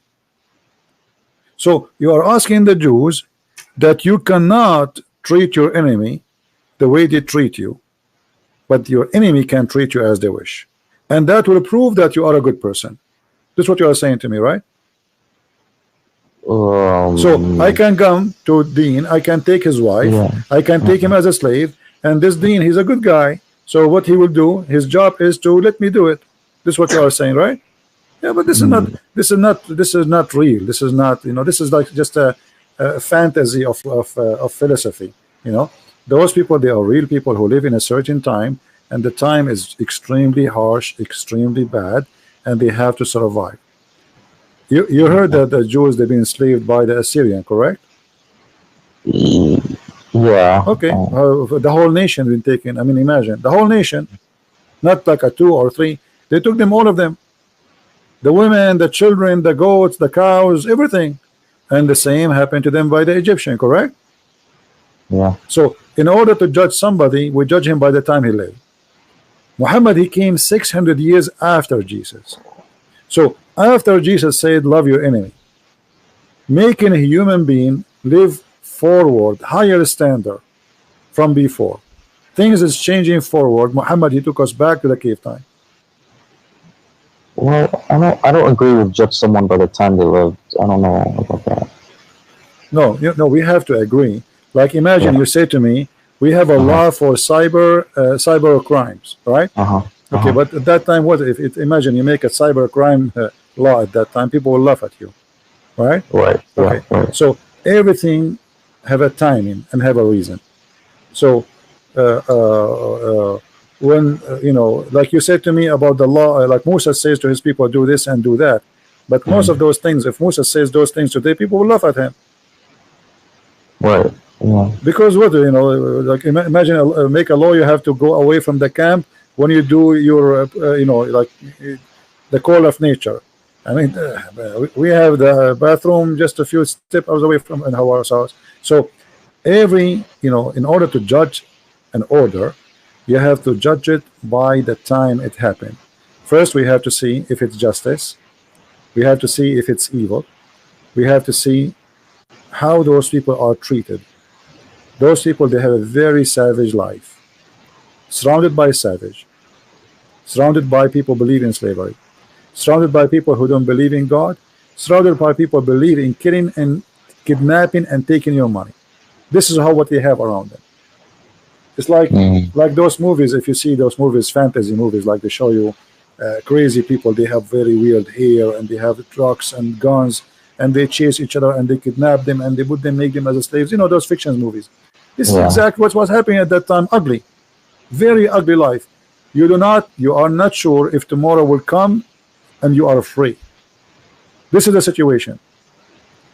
Your neighbor tribe can attack you and take you as a slave, and that's it. You lost your freedom. So slavery. So the slavery was okay back then. It's not. It's okay. This is what people. This is the evil of the people. They are doing to each other. So you know. Let me show you something from the Quran. You see, Muhammad, because he associated himself with the Jews a lot. So Muhammad, he understood the law of Moses very wrong. Look what he says in the Quran. Look with me in the screen. Muhammad here is trying to be a Jew, but he tried, but he get himself busted. Oh, who you believe, retaliation is prescribed for you in the matter of a murder. So this is a matter of what? Murder. Okay. The free man for the free man. And the slave for the slave. And the female for the female. But this is not what eye for an eye is. Eye for an eye. If you kill my wife, I don't go and kill your wife. I kill the one who killed my wife. This is eye for an eye. You know what I mean? If you kill my slave, I don't go and kill your slave. Because the slave did not do anything. Why I want to kill him? The free man for the free man, and the slave for the slave, and the free man for the free man. Yeah, that doesn't. Okay, so eye for an eye is about, let us say, public justice.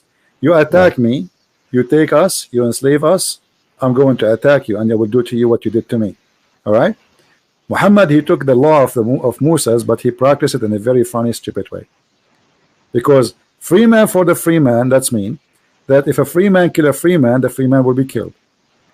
If a free man kill a slave would be killed. Slave for the slave.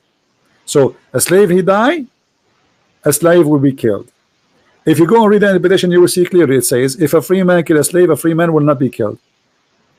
And then he says, female for the female. But this is stupid. What do you mean female?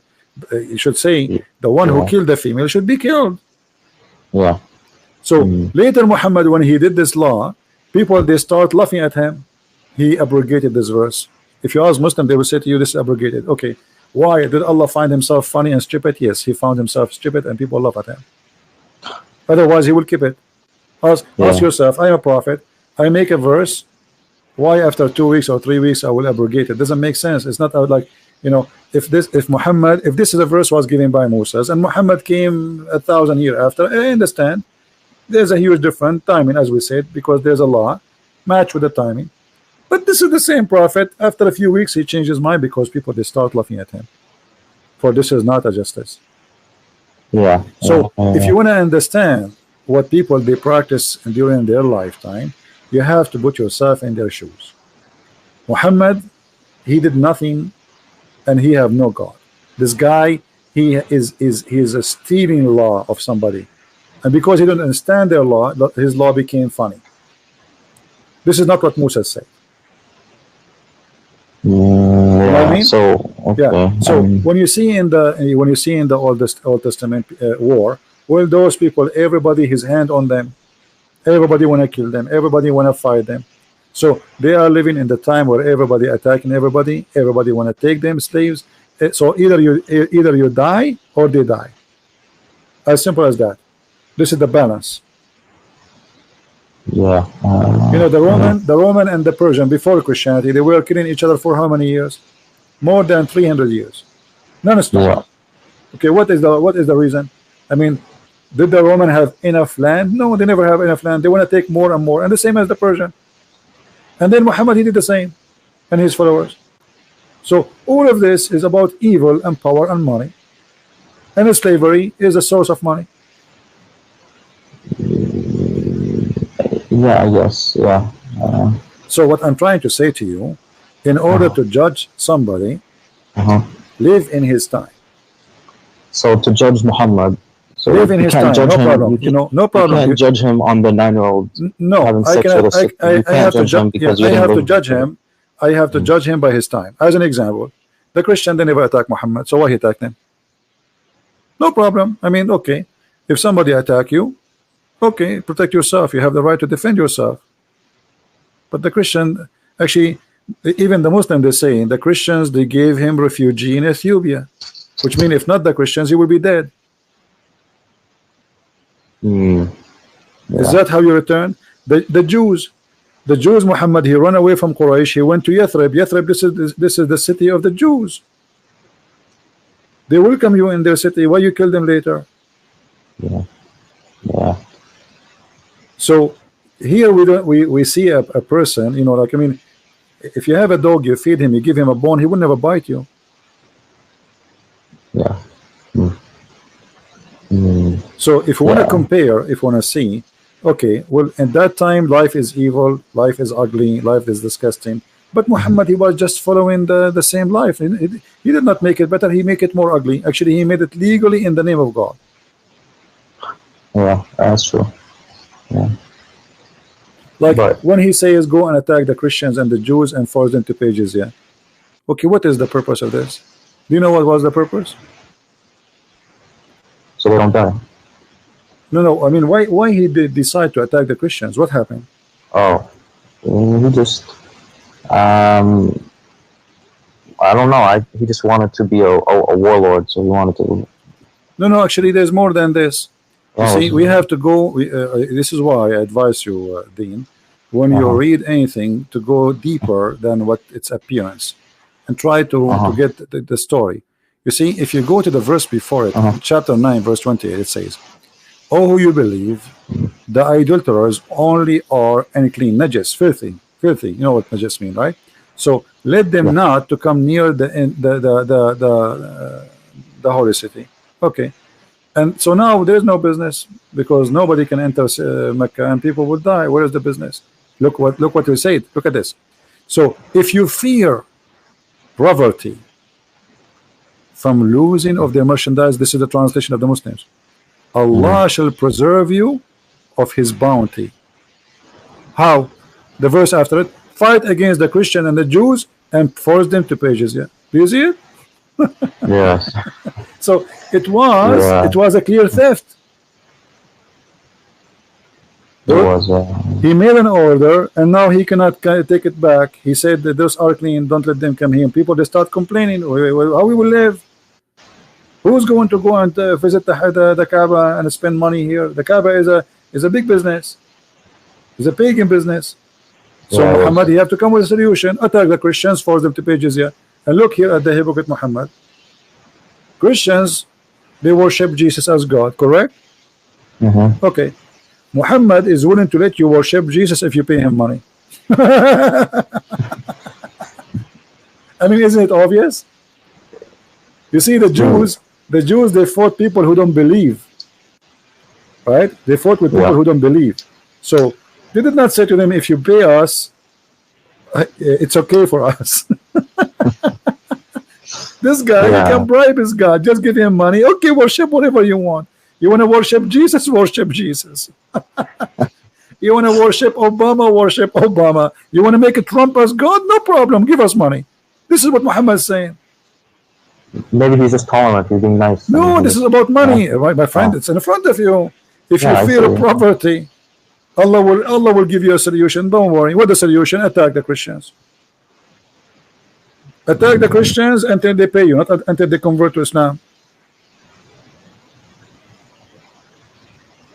Actually, during the time of the Caliphate, there's some Christian villages in Egypt. They send letters to the Caliphate through the Muslims, saying that those villages, they want to convert to Islam because they don't have money to pay jizya. The Caliphate refused. He said, if we make everybody convert, who is going to pay us? Yeah. You know. Yeah. Okay, Christian friends. Thank you for this. This was good. Yeah. So, but did you decide to leave Islam at least? It's I didn't completely decide, but it's almost there. Almost there. Okay. You're fun, my friend. Okay. All right. Thank you. Are you shy to say I'm out of Islam? Is that the reason? Are you like? Do you fear people? No. Do you fear anyone? Of course, it feels weird, but you know, if I completely leave Islam, it makes me doubt if there's even a God in the first place. Which is, my friend, it's better to doubt a God from worshiping a false God. No problem. Who said that it's wrong to doubt that is a God or not? Actually, a great believer is the one first. He question if God exists or not, and then you come to a conclusion, and that conclusion will lead you to enter decision, and then the decision will become after thinking, not being blind. You know what I mean? So nothing wrong. Me myself, who said that I'm born as a believer? That's silly and that's stupid. You know, all of us we question, all of us we wonder. Like maybe Christianity is false. Maybe Jesus is just a normal person. Maybe. I ask myself all those questions. So nothing wrong with saying I am out of this, and being an atheist for a second is better than being a slave of God, which is false God, for all your life. I agree. Yeah, I agree. You know, at least free yourself, and then you are a free thinker. Think, be free. Yeah. You know, it's like you know how I can see. I mean, what is out this box if I don't jump out of it? Then I have a question for you. Then how did you come to realize that God existed? Well, there is many ways. You know, you see, the first thing will take my attention is how deep the teaching of the Messiah. When you read any of his statements, you will see that even though he spoke 2,000 years ago, even though you are reading a translation, which will make it less, let us say, I mean, it's like we lose a lot of, you know, let us say, the language power, you know. But still, you will see that you feel something. It's like speaking to you about you. It's not about Jesus. If you open any chapter, wherever Jesus he spoke, you will find that he is talking to you about today, your life problem, not about something happened 2,000 years ago. Which means this message is very special. It doesn't expire. It's not about certain time. It's about you and God. It's not about all people. It's about you as a person. So speak to you in a very personal way. I never read the Bible. I never read a speech of the Messiah, even though I did read it 100 times. Each time I read, I learn something new and I feel something different. You Yeah, can try that when yourself. when I read the Quran, I was always feeling something. You know, sometimes I cried too. So you know, Maybe because this is under the influence. You cry from what? From this? yeah, I read the Quran sometimes, or just listening to it sometimes. My Yeah, friend, maybe because you are not having a deep thinking. yeah, You know, like you know Arabic, right? Read with me carefully. yeah, Okay, yeah. you said you cry. I want to make you cry now. Read this. Okay. You see, I did not change the verse. Here we go in front of us. It says, اتخذوا أحبارهم ورهبانهم أربابا من دون الله والمسيح. Disaster. Here we go. I told you you will laugh. Here we go. What kind of religion this religion is? This is Arabic? How you say they took their monks and rabbi as gods instead of Allah and the Messiah? Yeah. And then the Muslims, in order to fix it, they say, no, no, no. Here Al-Masih go back to the Wa'id go back to Ahbarahum wa Ruhbanahum. I never heard of such a thing. It says it clearly, they took their rabbi and their monks as God instead of Allah and the Messiah. Anyone who speaks Arabic, he will notice the Quran saying that you should take Allah and the Messiah as God. But in the translation is different.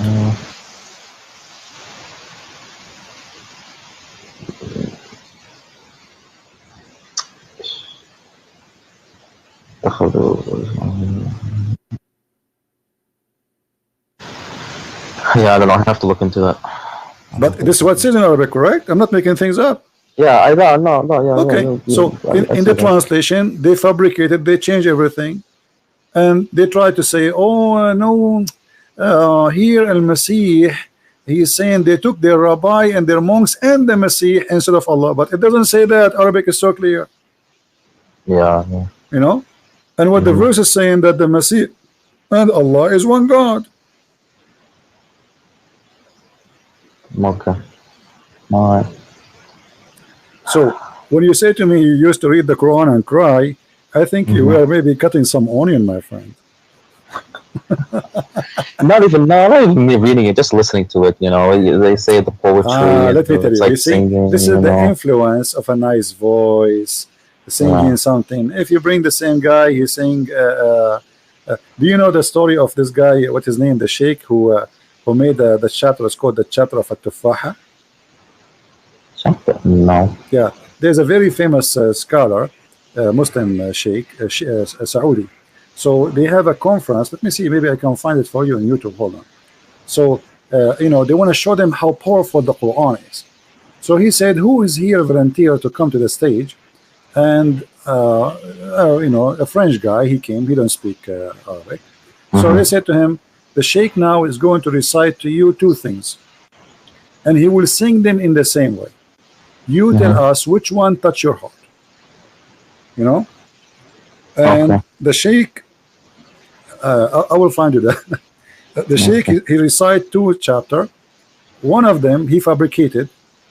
It's about the apple. All right, and the other one is the Quran.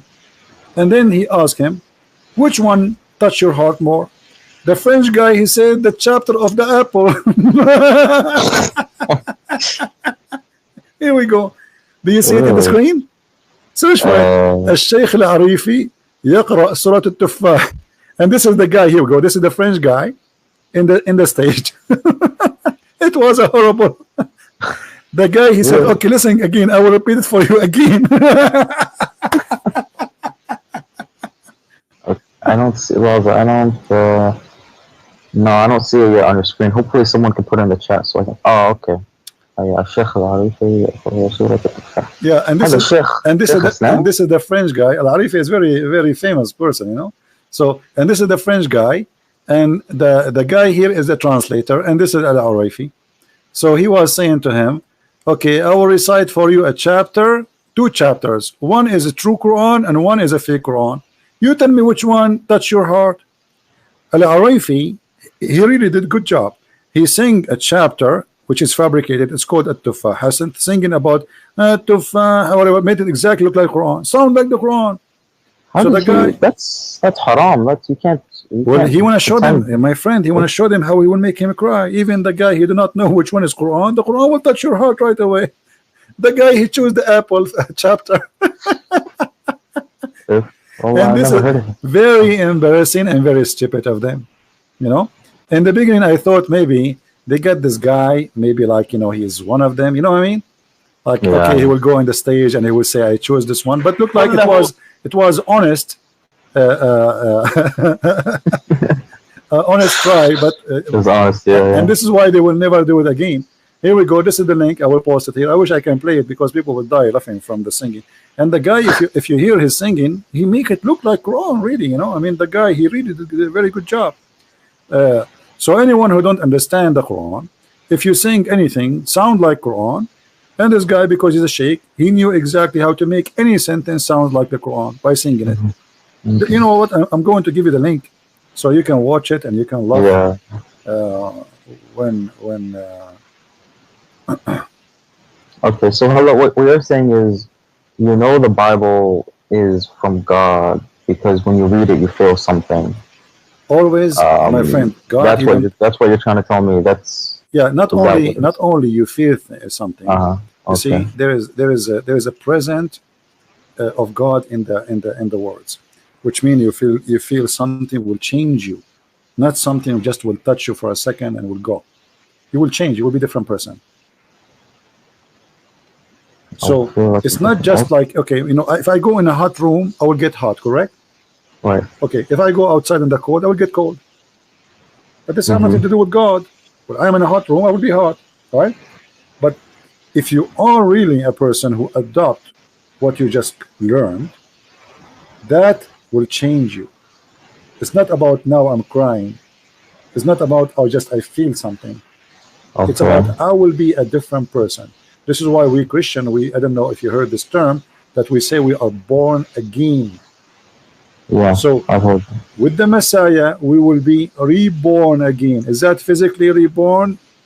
It is more than physically reborn. It's about me being a new person by Christ. So me yesterday, I when I was a kid, I don't know how age is yours. When I was young, if I see a person looking at me, I want to fight. If I see a fight in the end of the street, I run there just to join. You know, I used to be a totally different person. Just tell me a fight, I will be there right away in 2 seconds. Don't tell me why. Don't tell me what the reason. You know, I remember once there's the one guy fighting 2 guys, so I took the side of the one guy because it's not fair. So I took the side, and then we finished the fight. The other 2 guys, they run away, and then the guy, he says to me, "So do I know you?" I said, "No." Do I know you? I said, "No, you don't know me. I do not need to know you. Why I need to know you anyway?" So he said, "Why you joined the fight then? Look what happened to your shirt." I said, well, none of your business. Just go. Otherwise, I will fight with you too. So I saw that the guy, he's alone, and he's not equal to them. He is a little bit short, and they are taking advantage of him. So I joined the fight of the guy who is weak, and I believe this is the right thing to do. But I used to be a different person since I became, you know, in touch with the Messiah. I like, let us say, the process of a changing continue. It's not just something would happen in a second. It's going to be a process. It's like a train going in the right direction. Okay. All right. Thank you, Christian Prince. All right, I have to go. All right, my friend. Take care. Okay, you too. Bye-bye. Bye.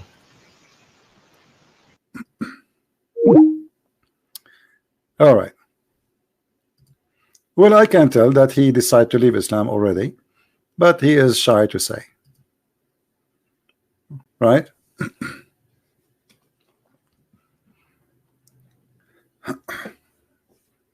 And maybe next time we will produce the chapter. It's called the chapter of the tufaha, which means the chapter of the apple.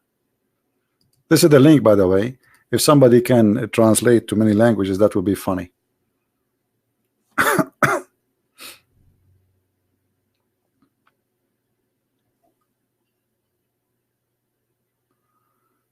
What if he was a criminal and there are 2 cups? That's not smart question, my friend. People sometimes they say silly stuff. What if he's a criminal and there are 2 cups? Oh boy. People. So anyway, before we finish for today, just a reminder of what we said today. When a Muslim he come to you to debate you about the truth, in which book? Is it in the Bible or it is in the Quran? Don't waste your time, especially if it is a debate, which means it's between two people. One of them, he is doing it as a business. The Muslim, he is, let us say, a sheikh. He is not coming to debate you, he is just coming to argue. And the argument is very simple. The Bible is corrupted, then remind him that the Bible is the book of Allah.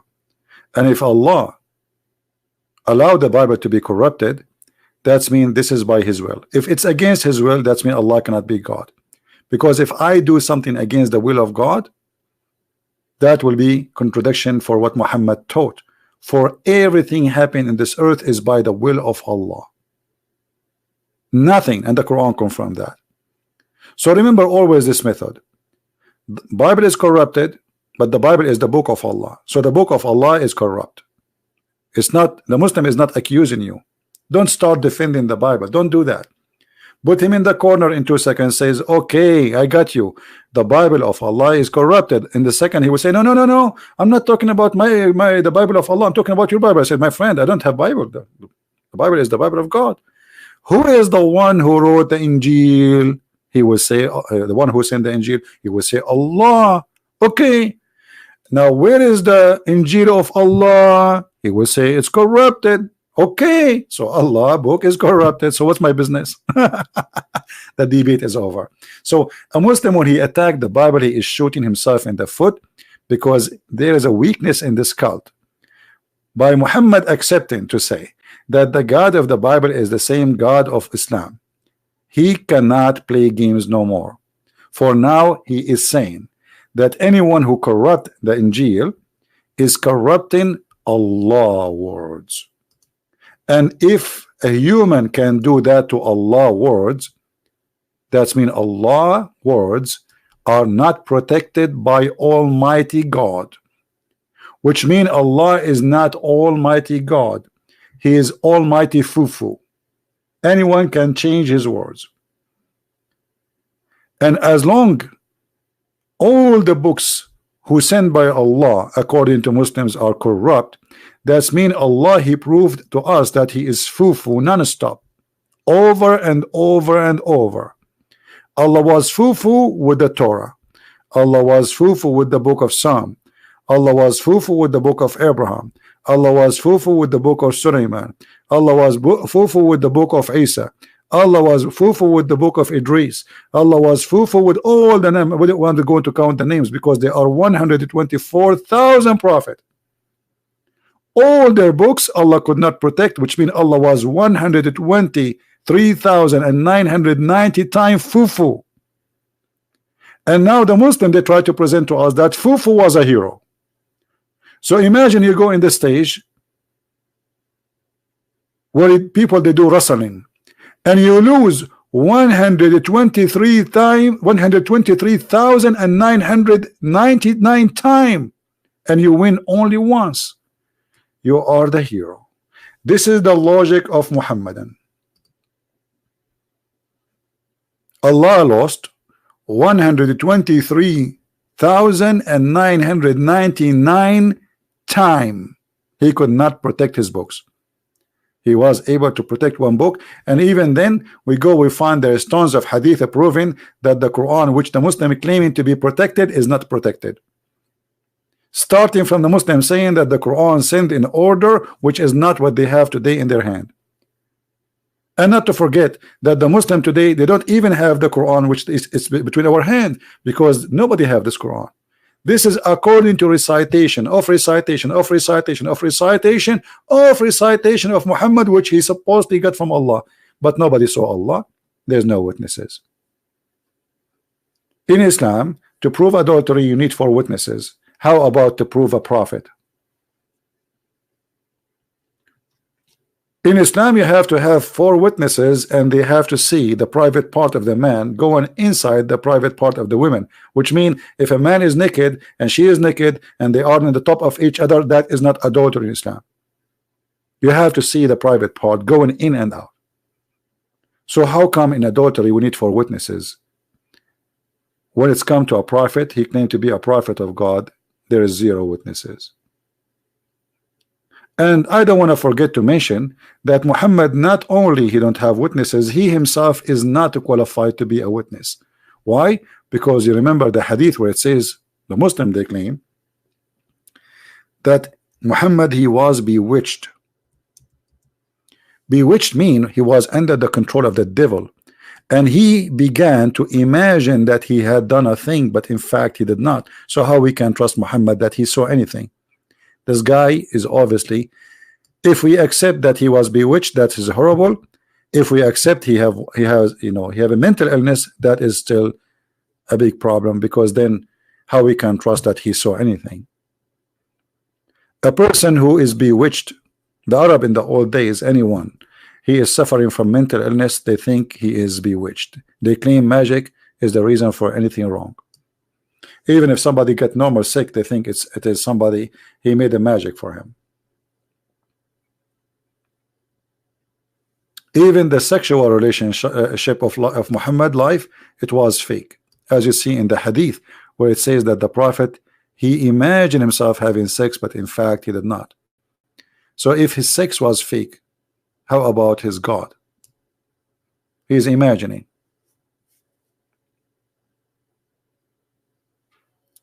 If you take this guy to the court and you say, I have a guy, he's a witness in the crime, his name is Muhammad, and then the judge or the other lawyer, he says, sir, you cannot accept this witness. The judge will say, why?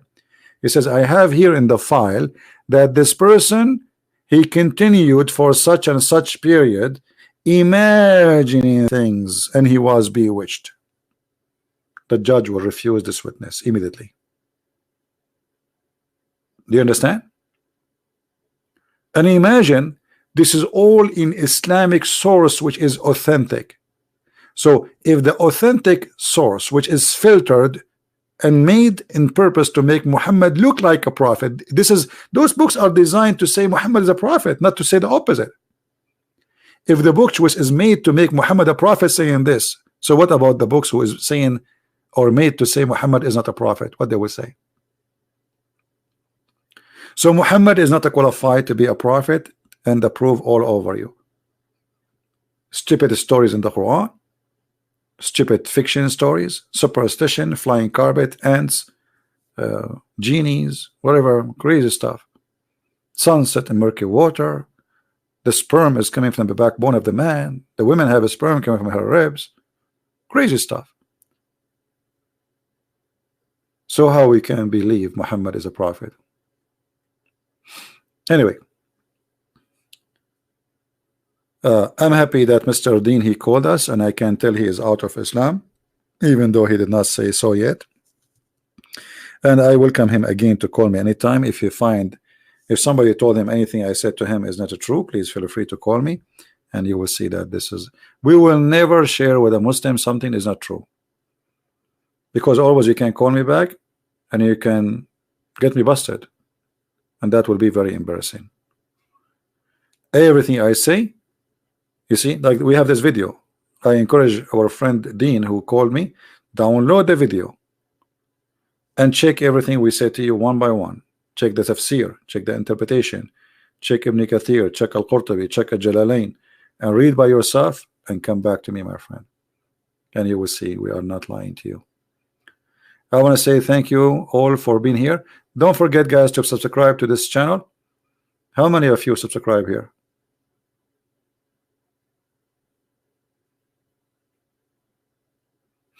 Don't forget to subscribe. So guys, remember, when a Muslim he speak against the Bible, tell him, okay, I got it, the Bible of Allah is corrupted. Right away you will see how the color of his face change. Just use your logic. Think about it. What this guy is trying to say to me. This guy, he believed that Allah is the one who sent the Bible, and now he's saying to me the Bible is corrupted. So he's saying to me, without knowing, that he is saying that the book of his God is corrupted. So what's my business? It's like somebody getting a gun and shooting himself in the foot, literally. He's accusing his God not to be God. So what's my business? The book always belongs to the author, not to the follower. If you buy my book from Amazon, that will not make it your book. This is my book. Do you understand? So if Allah is the one who sent the Injil and he is the one who sent the Torah, that means he is the one responsible for those books. A human being cannot be responsible for preserving anything, because even the Quran says so. The Quran says, Inna alayna jam'uhu wa Qur'anahu. It is on us to recite and to collect, but Allah never recite and never collect, because Muhammad, even the Muslim agree that the one who recited the Quran to Muhammad was Jibreel. What is this verse? Okay, jam'uhu wa Qur'anahu.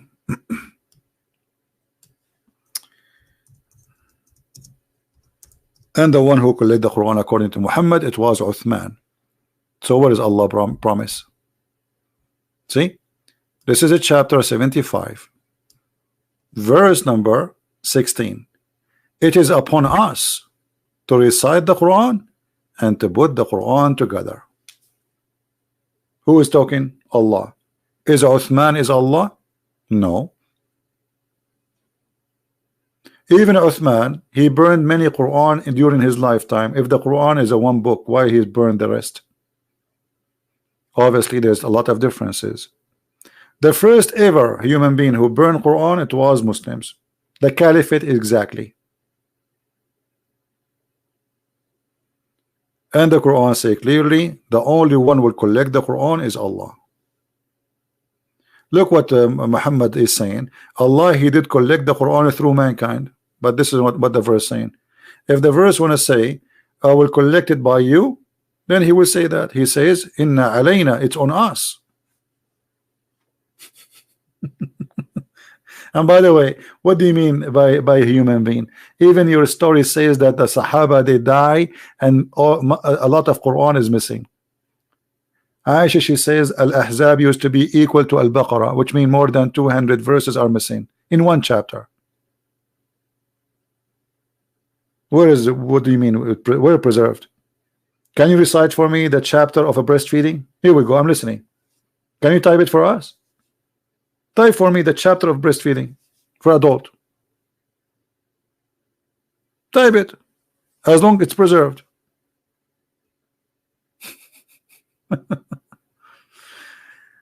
Oh boy. Anyway, I want to say thank you guys for being here. I'm losing my voice. I wish you a great weekend. It's already Saturday here. It's already 1 a.m. in the morning, and I start a couple of hours ago. How many hours we are here live? I start at 9. So man, that's we are here for long. Anyway, did we learn good stuff today? I hope we did. And don't forget to download the video and share it with your friends. We don't keep them long in our channel. And don't forget again, please, to tell your friends that this is the channel we will do live podcast. This is why today we have a small number, because not many people knows that we are here. All right, thank you, and may the Lord bless you. And I will see you soon again. Christ is Lord, Islam is false, and we see you with the blessing of the Lord, and we leave you with the blessing of the Lord for the weekend.